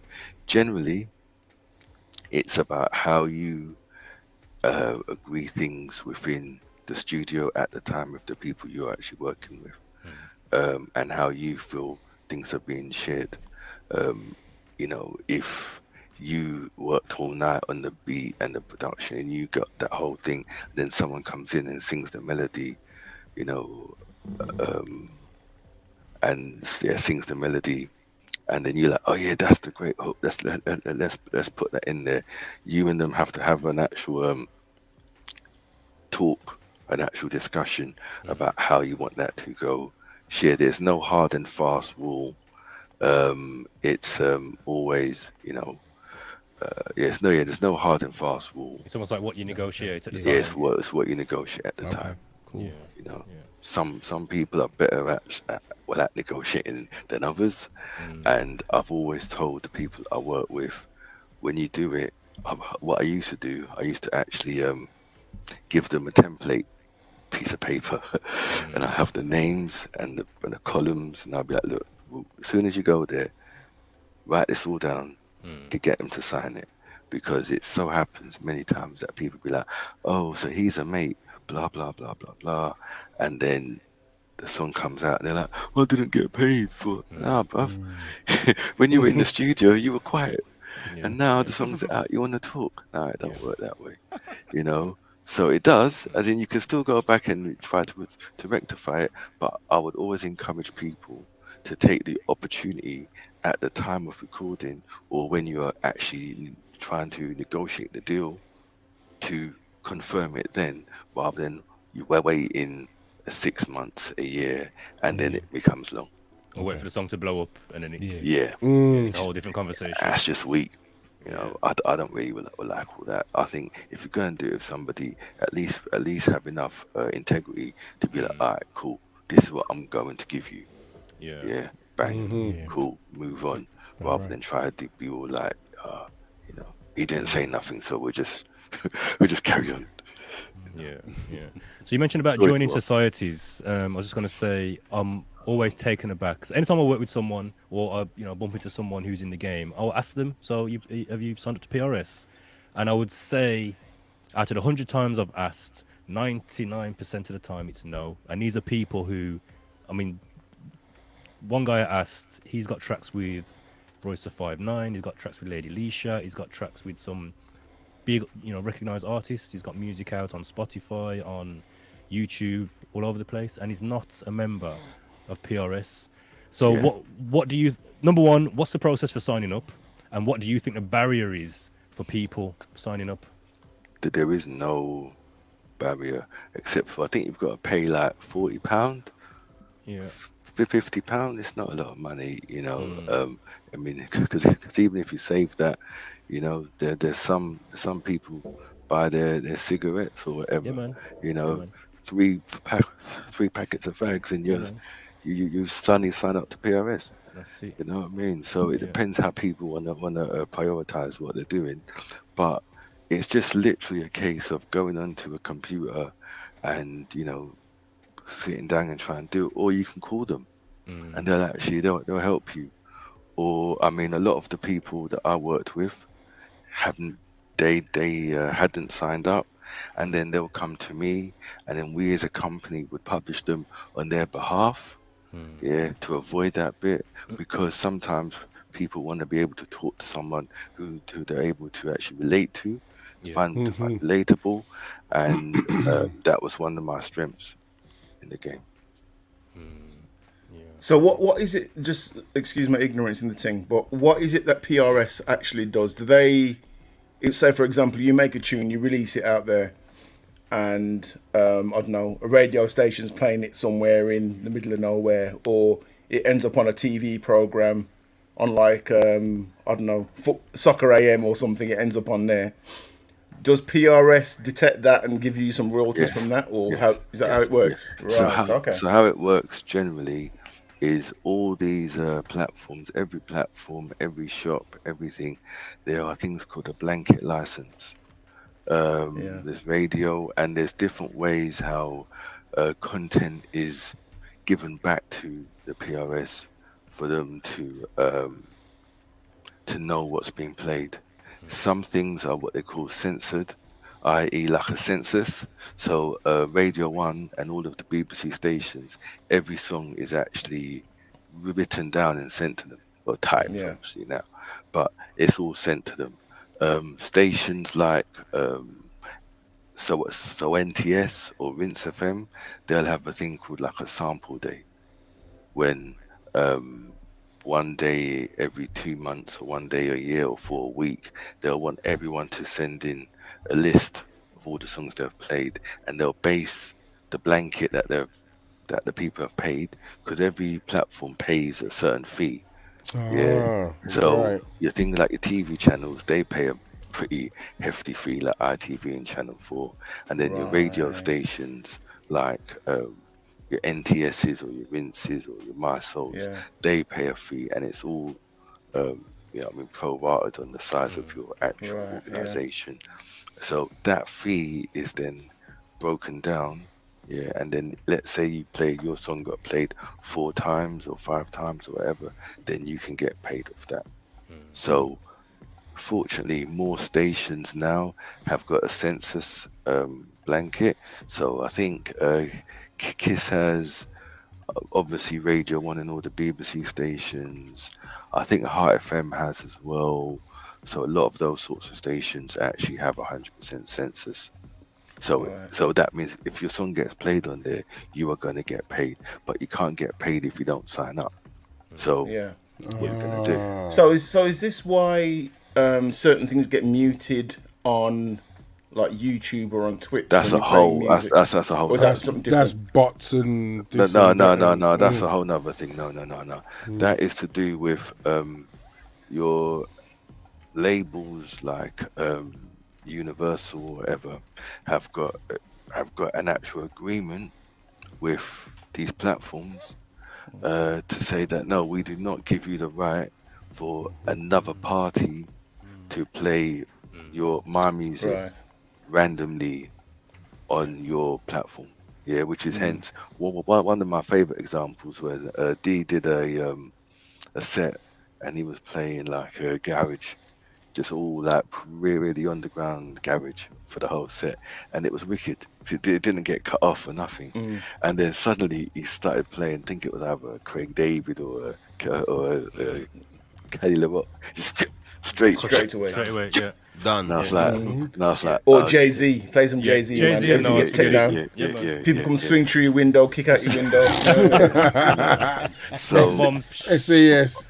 But then there's ways about that. As a DJ, you can either find a platform like Twitch, or you can think about your set and say, okay, I'm not going to play anything that's on these 3 labels. Because really, you're talking about 3 labels, right? Warner's, Sony, Universal, generally. So if as a DJ, you can't put together an hour set of that, boy, But even Twitch will Twitch won't take down our streams, but they won't do it live, but they'll mute us afterwards. And it's the same thing. It's the same thing. I say that just for people to understand that's why we always go live on Twitch, not on YouTube. So we're live on YouTube this evening because we're not playing music. When we do the music shows, when you go to play back any of our episodes, the ones that aren't there, if there's one that's not there, it's a music show. Because YouTube will just strike us, or we'll get a strike against our channel, etc., etc. But we always go live on Twitch because Twitch won't do that. But if they have an issue with anything that we play, they will mute it, but they won't kick us off or strike us. They'll just mute whatever they got an issue with. So that's why we're always on Twitch and not on YouTube or Facebook or any of those other platforms. Definitely. If you are an artist in the UK, I know you said you can sign up to PRS. And there used to be MCPS. MCPS is still a thing, and as a composer, you don't have to sign up with PRS if you get or you work with a publisher, they are normally a member of PRS, and that can help you to collect the royalties that you've earned. Okay. But And as then- a composer, simply you can sign up to PRS. You could do it now. Okay. If you're a member of the music union, sorry, go on, Dave. Finish. Sorry.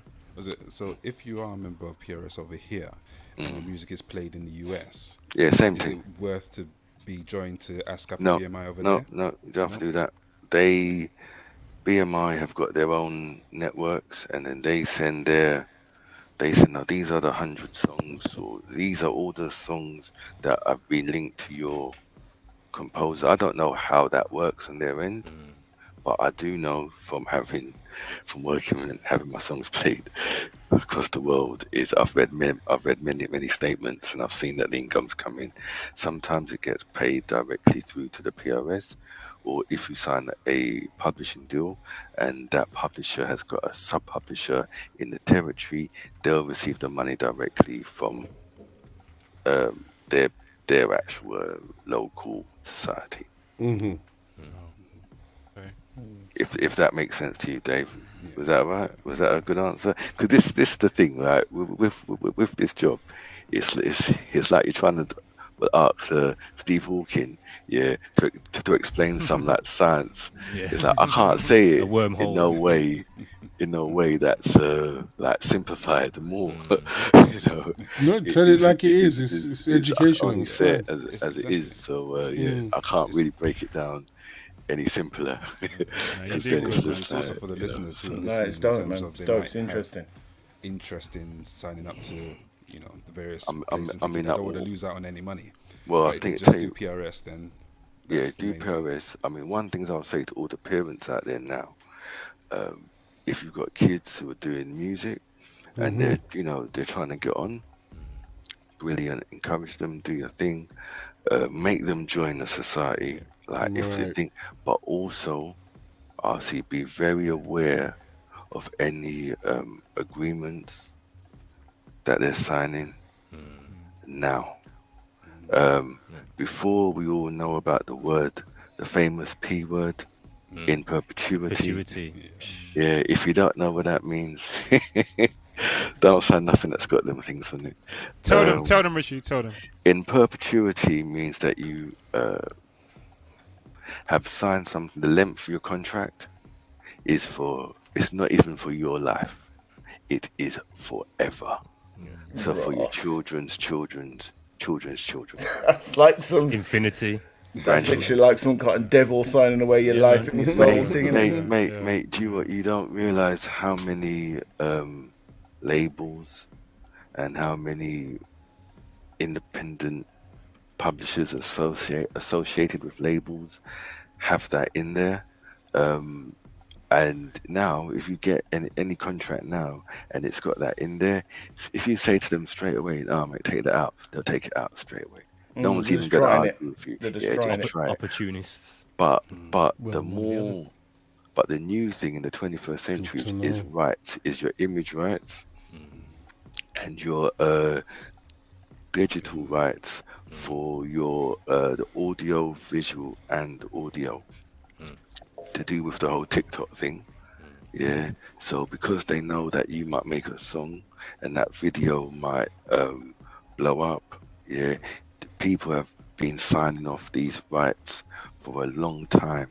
That's in the extension. Obviously, they can't do the perpetuity no more, but they'll just make it a long period of time. Yeah. But if you're 16 and you're signing over your image rights to some people for one tune, and then they then apply that to anything you do in the future, yeah, that can really halt your actual career from a particular growth, because you may not get on with that label anymore. You might want to go to a different label, but they can pull out that paper and be like, "Sorry, boss, this video can't run because we need to get paid out of it." So I would really try, and it's not that they're trying to do a hustle, it's we need to educate ourselves and be able to speak to each other and say, "Oh yeah, if my son What case you a DJ? Do you know anyone who can help? You know, all these sorts of conversations that people have. Yeah, that's how we sort of build and we educate each other on these things. So I would really say, you know, that is one of my things. If there was a takeaway from anyone, I'd say if you've got any kids, because as Rick said, Wu-Tang is for the children, right? So, so as there is, like, I would definitely say, you know, make sure, you know, to read everything, get it checked, and here is another free hookup for you guys, another tip. Once again, for the children, if they are in a position where they're getting signed by a label and they say you need to get this checked by a lawyer, you can actually get them to pay the lawyer's fees. Oh, cool. Label. Yeah. You can get the label Cool. to pay the lawyer's fees. So people say, "Oh, I don't have the money to do it." No, that's what this. Is that you can standard, actually- Richie? Is that standard? Hey, look. You can negotiate anything you want in a deal if somebody wants you. Yeah. Okay. Right. And having people pay your fees is actually a common thing to do. That's I've had great do it. to know. I've had to do it like 5 times. Yeah, I mean, I've had to pay like lawyer fees a few times, not personally, but as a company, as part of my actual negotiation was, yeah, we want to do this. And they went to the West End, they got a really hot lawyer, you know, and they did what they're doing. Also, if you are going to do that, tip number 2 for all the parents out there, it's like when I know some people may know when you go to a police station, you know, never take the duty lawyer, right? If they ever recommend to you, oh, we've got a lawyer. No. Go your way.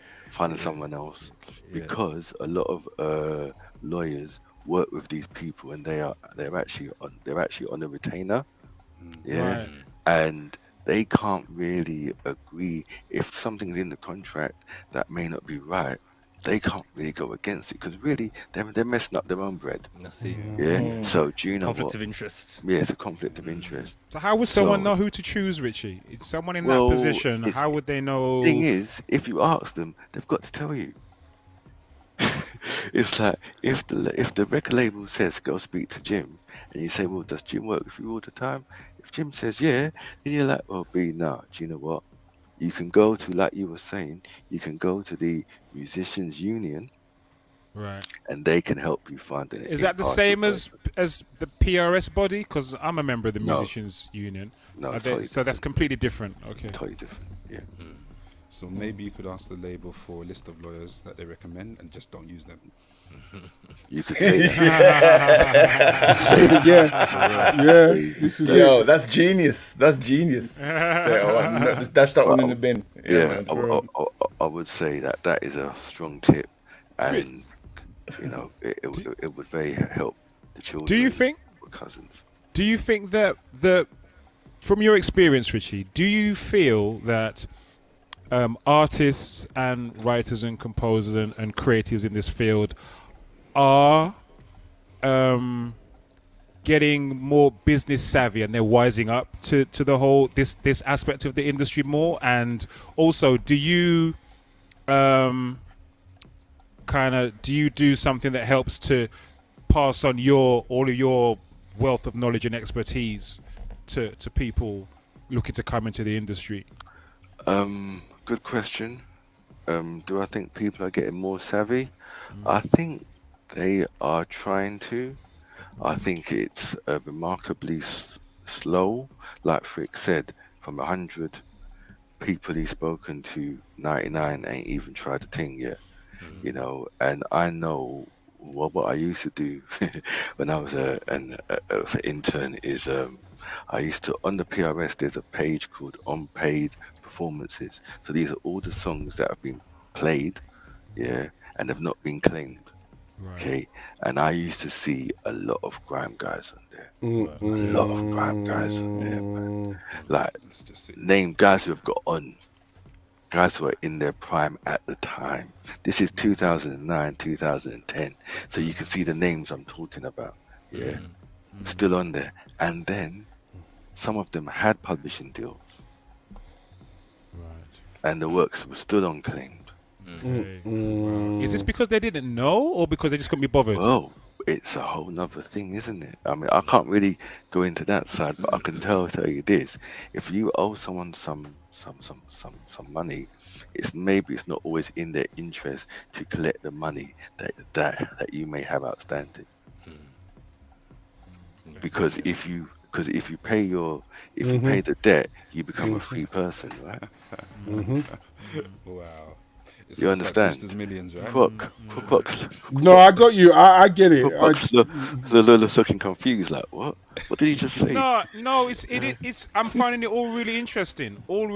Because this side of the industry, this side of the business is. I have no real knowledge of this. You know, I'm about the DJing end and the copyright, how it affects me as a DJ, not as an artist or a producer or performer.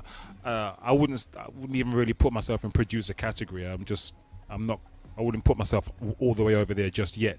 But it's interesting to learn the complexities of this, because I can just imagine how many people would be deterred from even doing this, just hearing this, thinking, oh my gosh, this is like a minefield of information to soak up.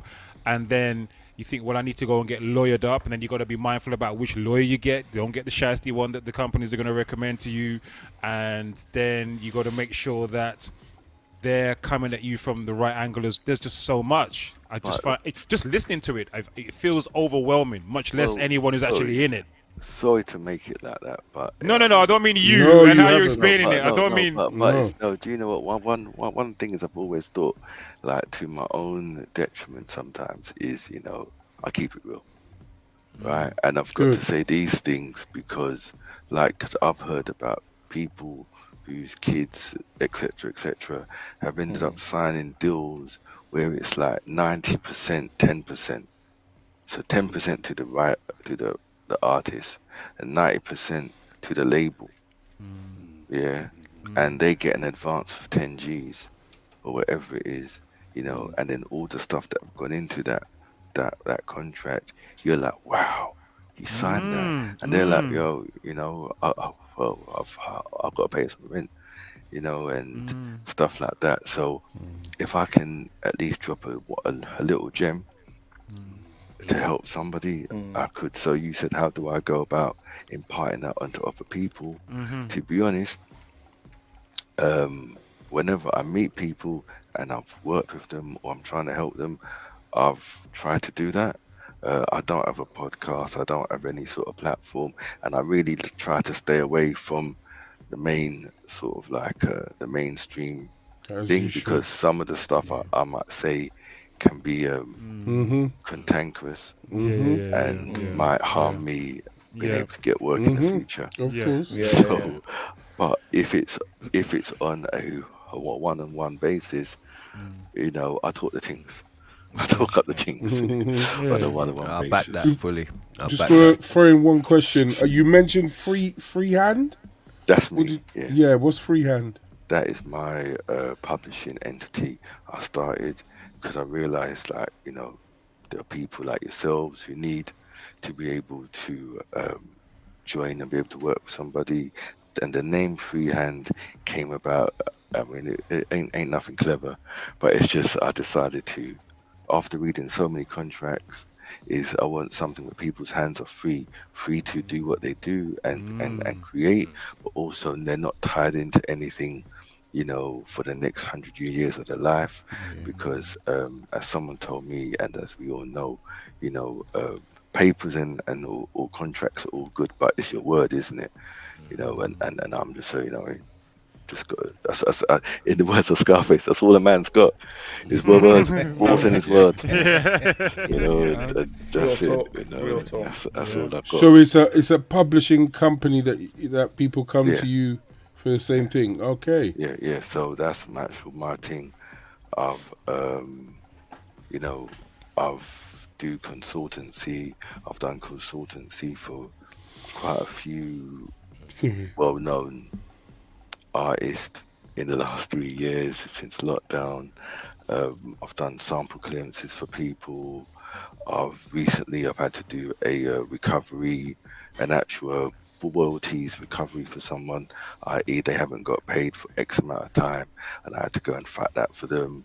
And these are all the stuff I do in my own time, on top of my workload and being a father and a husband and playing your show. You're the equalizer out here, bro. Take man's out. Take man's out for Joe.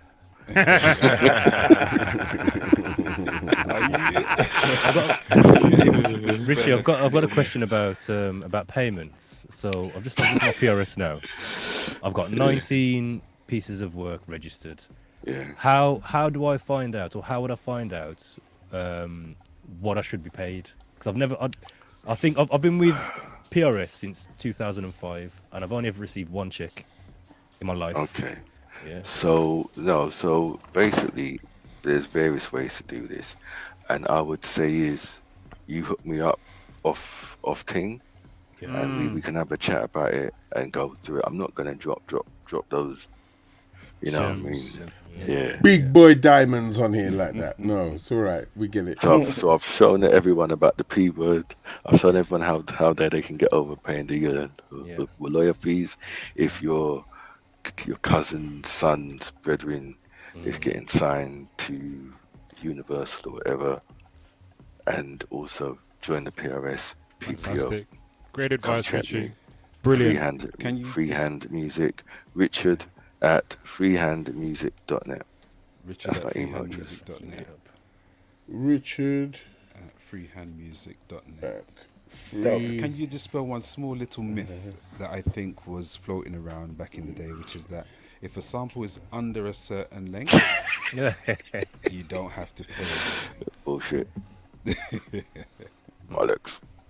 That's rubbish. You know, it's like, as long as you can show, but look, just to go into the sample thing, right, is number one, don't be scared to sample. Sampling is an art, yeah, and sampling has brought a great amount of wealth and a great amount of positivity to a lot of composers and writers and singers whose career may not have even been known, and it's actually helped to spawn countless genres.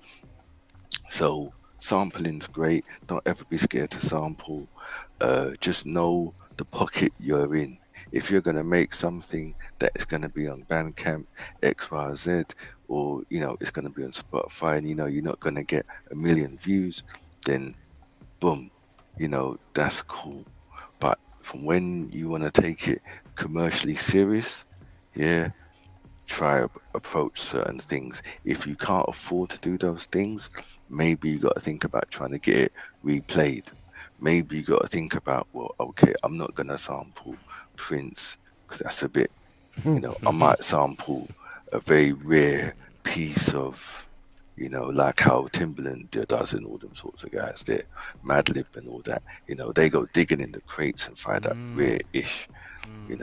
So you can do it that way. Not that I'm not condoning it, but I'm saying there are ways to go about it that would benefit you and your people and how you're going to do your thing. You just touched on something. Interpolations, replaying. Interpolations. Yeah, interpolations, that word. I can never say it. Neither.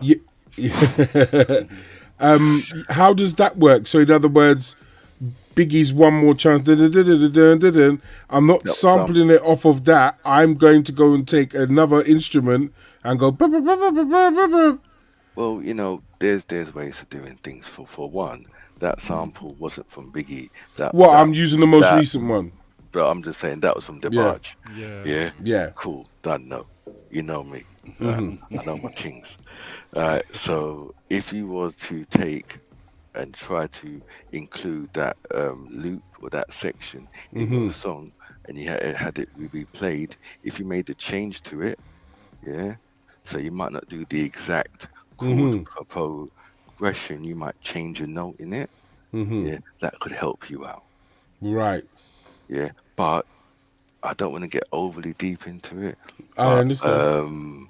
You've got two sets of sampling rights. So if you sample the recording, the actual physical recording, like, Grandmaster Flash, Run DMC, Bob James, they sampled the actual Nautilus rhythm, they sampled Winchester Lady, actual break. Yeah, you've got to pay them. Yeah, you got to pay the label and you got to pay the publisher. Now, if you said, do you know what, I'm going to replay that, the Bob James thing. Yeah, I might change 2 notes in it, but whatever you want to change it to, I'm not a musician. But you're going to change it, then you might have to clear the publishing, but you won't have to clear the recording rights because you've not taken nothing from the recording, and the recording is the actual physical song record where you've done like your Grandmaster Flash and you've put your 2 vinyls or all that crock, and he's got his 2 vinyls going back to back. You're not doing that. You've taken it and you've created something out of it a little bit more. Yeah, and that's another way to get around that. And there's a lot of people who have made a very good career without of doing that. People like your Mad Libs, Will I Ams, they're very good at, touching up an original and making it just different enough that even if you went to court, they're like, nah. Yeah, I tell you whose music does that for me, Bruno Mars. Everything he does, Bruno Mars is different. No, I know, but it's like one note off of an original, like rare groove, or one. Yeah, it's so familiar, so close when you listen to his music. I mean that if you look at that 24 Carat thingy, that album, that was actually, I would describe that as an actual tribute band, not a tribute, so as an actual tribute to a particular genre of music, a tribute to Michael Jackson, a tribute to Bobby Brown, a tribute to TR. And I think it's a good thing because hopefully there's some young cats who might be like, oh, was that? Oh, okay. Who's this guy? Bobby Brown. Who's this guy? Michael Jackson. I'm going to get into it from this now. And it opens another door the same way how, Public Enemy opened the door to James Brown for us in this room right now. We wouldn't really have known about, Give the Drummer Some if it wasn't for James, for Bomb Squad and Dr. Dre and whoever it may be. I mean, no one would be playing Sylvia Stripling's tune now, if it wasn't for the sample of it. Who sampled it again? Junior Mafia. Junior Mafia, yeah. No one would actually be playing that right now, apart from Soul Mans. That took a whole new plateau. But yeah, somebody in the chat brought up Pharoah Monch and Tribe Called Quest. And I would say those were 2 examples I wanted to use, and I've actually used them many times. And I would say is the artist did nothing wrong. The label was negligent in the handling of a situation, but in your contract there is a clause that says, do I confirm that everything here that I have given to you is 100% mine? Right? That's your time to say, hey, do you know what? Sorry, I sampled this. Can you get this cleared? Yeah? Right, so you're protecting yourself. I once had a meeting with a client. It was quite funny, and they sampled a reggae song, and they were playing me his demo. I was like, "Nah, bruv, that's like Ring the Alarm or whatever." And he's like, "No, it's not." I was like, "Bruv, don't tell me that."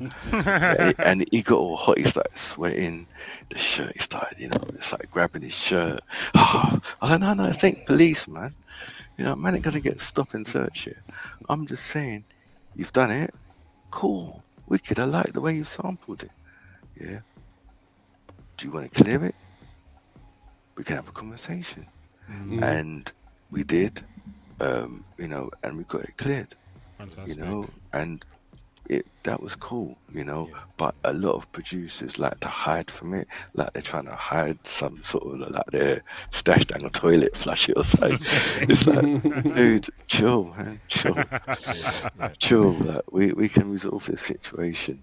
It can always be resolved, and that I think is part of the sampling thing. Is this fear, you know, and the fear comes from a lack of education, and it comes from a lack of sharing. And as long as we are sharing stuff and we're talking about it, everyone can get better, and we can make more music, and we could do 100 things. Tap more into the creativity. Yeah, like if you think about it, no one's really sampled the Brit Funk thing. Yeah, for someone in the UK, yeah, ain't no one really chopped up them horns from like light of the world, London town. Yeah, right. You know, ain't no one really reached back into, you know, to atmosphere or whatever and try and sample up that bass line. Really, you know, ain't no one really sampling up no Carol Thompson, you know, Janet Case. You know, there's loads of. We have our own culture, our own thing, and we've got a wealth of materials that we can actually bring. And sometimes, even if you just go to that person, these people are all obtainable. You could be like, "Yo, Janet, the blah blah blah." Oh yeah, of course. You go ahead, run that. Yeah, cool. Some of them welcome it, don't they? Because it's a new lease of life for them. It's introducing their music to a new audience, and they're eating off it. Yeah, I think, of course. Yeah. I mean, I would say if you haven't seen it yet, watch. I know Drink Champs is not everyone's cup of tea, and I don't know if you're allowed to say other podcast names, but there's an episode with George Clinton. Yeah. Watch that. Yeah, man, Oh, I haven't. Watch okay. that. Watch that. Is it good? Yeah. Yeah, man. Of course it's good. I wouldn't be telling you to go watch it. Fully embraced something, didn't he? Go watch the thing. Yeah, okay. Yeah. He breaks down way more candidly than what I've done, and you can learn. And if you really think about it, you can pick out some gems out of there. Nice. Okay. This has been brilliant. Yeah, I know. We've actually gone over time by. No, it's been great. Nah, you can't rush guests, man. It's good knowledge. I love it. Do you know what? I think we'll have to, if you're willing, Richie, maybe we can do a follow up at this, because it feels like there's so much more to kind of discuss and get through here. And I think, you know, obviously without wanting to hot up your position, the more we can get you to share with us, that you're able to share, the better. Do you know what I mean? Yeah. Especially as you raised the point about the amount of atrocious situations, contractual situations that you've come across just in your career, much less however many other people are working in this industry, just through lack of knowledge. You know, is really quite sad, and I think it's good for us as a platform, if we have it, to help be a part of the solution to that problem. Yeah, you know, we can always try look at something.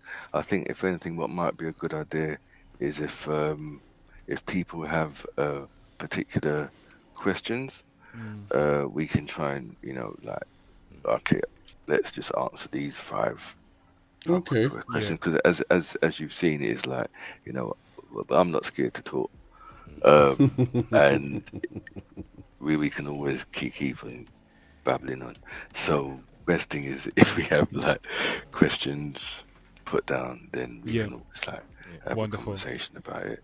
And but in the meantime, if someone is going through anything, hold on, this is not Childline, but if someone is going through anything, and they want some support in a situation, I don't know. Man said Childline, you know. No, I started saying it. I didn't just flashed in your head, did it? Yeah, sounded like 0800. To answer, you know. Ross and Pitney. Get bombarded. Easy tech. But no, if anyone is going through a situation where they need, got a question or they've got any help, I can see my emails on there now. I beg, I don't get spammed out by people trying to sell me Bitcoin. Better Nigerian lottery ticket business. Do you know what, Richie? For the people who's on Spotify, just talk your email, please, for people who will be listening back on Spotify. Or your website. Oh yeah. Okay. So basically, I've got my email address. You can contact me at Richard@Freehand Music. That's FREEHAND music.net. That's my business email. Fantastic. And for people who want to drop us questions for Richie in a follow-up show, our email address is running across the bottom of the screen as well. It's reachalttv@gmail.com.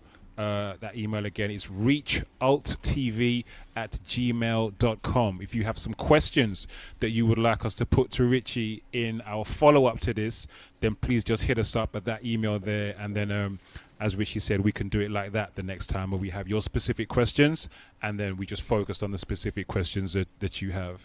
Yeah? Can I just say big shout out to Richie's OC Times Up t-shirt as well. That's like it's tough. Bad.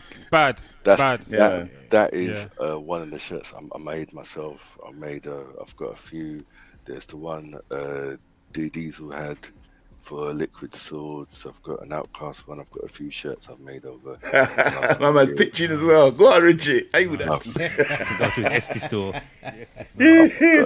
I've got the hats in the background ready to go. Hey. Richie, thanks a lot, brother. Big up, Richie. Richie, thank you so much. Salute, mate. Really appreciate that. Love the knowledge, man. Dope. Yeah. Yo, can I send a quick hello to Richie's mum and brother in the building as well? I don't know if you saw them. Oi, mummy Richie. I saw them, man. Yeah. Big up, mummy. Big up, Michael. Good evening, mummy. Good evening. They're always locked on. You know. That's beautiful. Oh, bless. That's great. So, That's great. Friends and family. So yeah. All good. And while we've got you here, we need to know, when are you coming to do your not East Coast set on the raid train? Because we keep hearing about your selection, man. Do you know what? Yeah, I've put it together, and to be honest, I mean, I'm up front. I'm not a bad DJ. I'm okay. You know, I hold my own, but.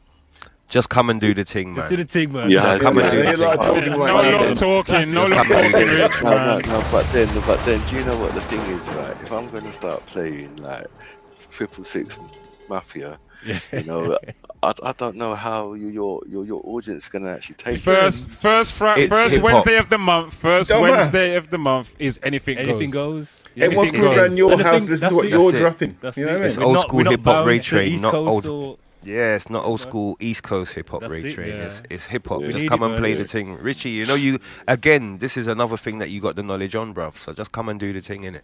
Yeah. 100%. Well, fortunately, I don't know if you guys saw, but DJ Paul from 3-6 was actually in Jazz Cafe on Friday.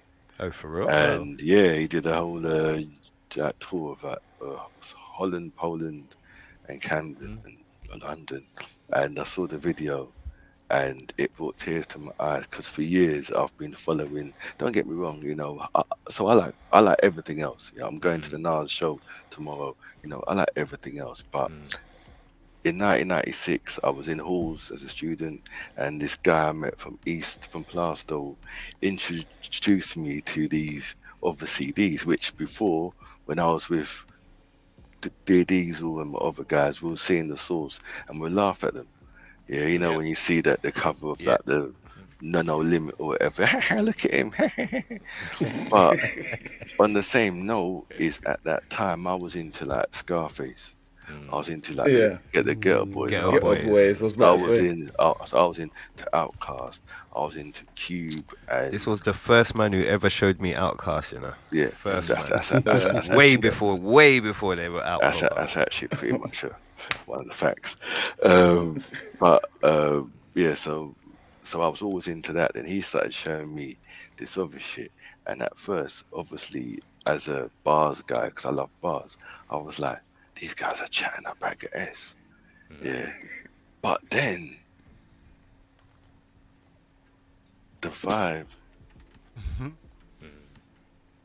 It's a completely different thing, isn't it? So look, So I've got to go.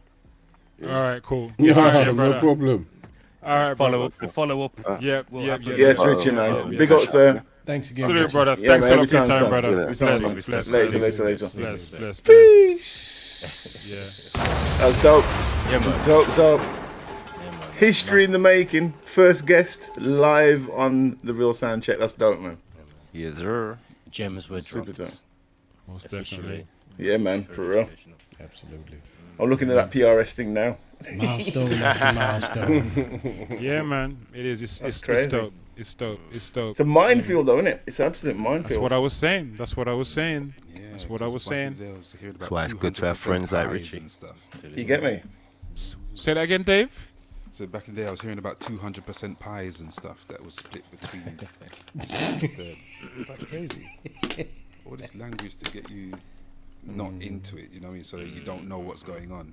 You just end up just signing whatever. Bro, listen, all you got to do is just say Wu-Tang is for kids. That's it. Listen. If your money's not right, go listen. Wu-Tang is for the children. Kids, for the children. I'm expecting Yeah. a real Give me check my next money. week. That's it.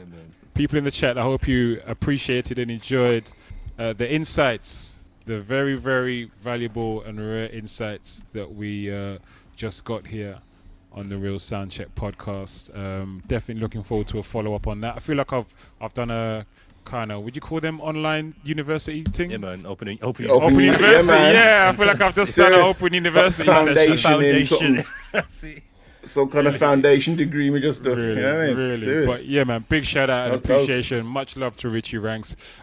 Maybe we can get Platts in on one of these as well. And grown folks, because I know grown folks have spent a lot of time working in the industry on the other side, managing artists and stuff like that. So I think we got lots more to share in this field.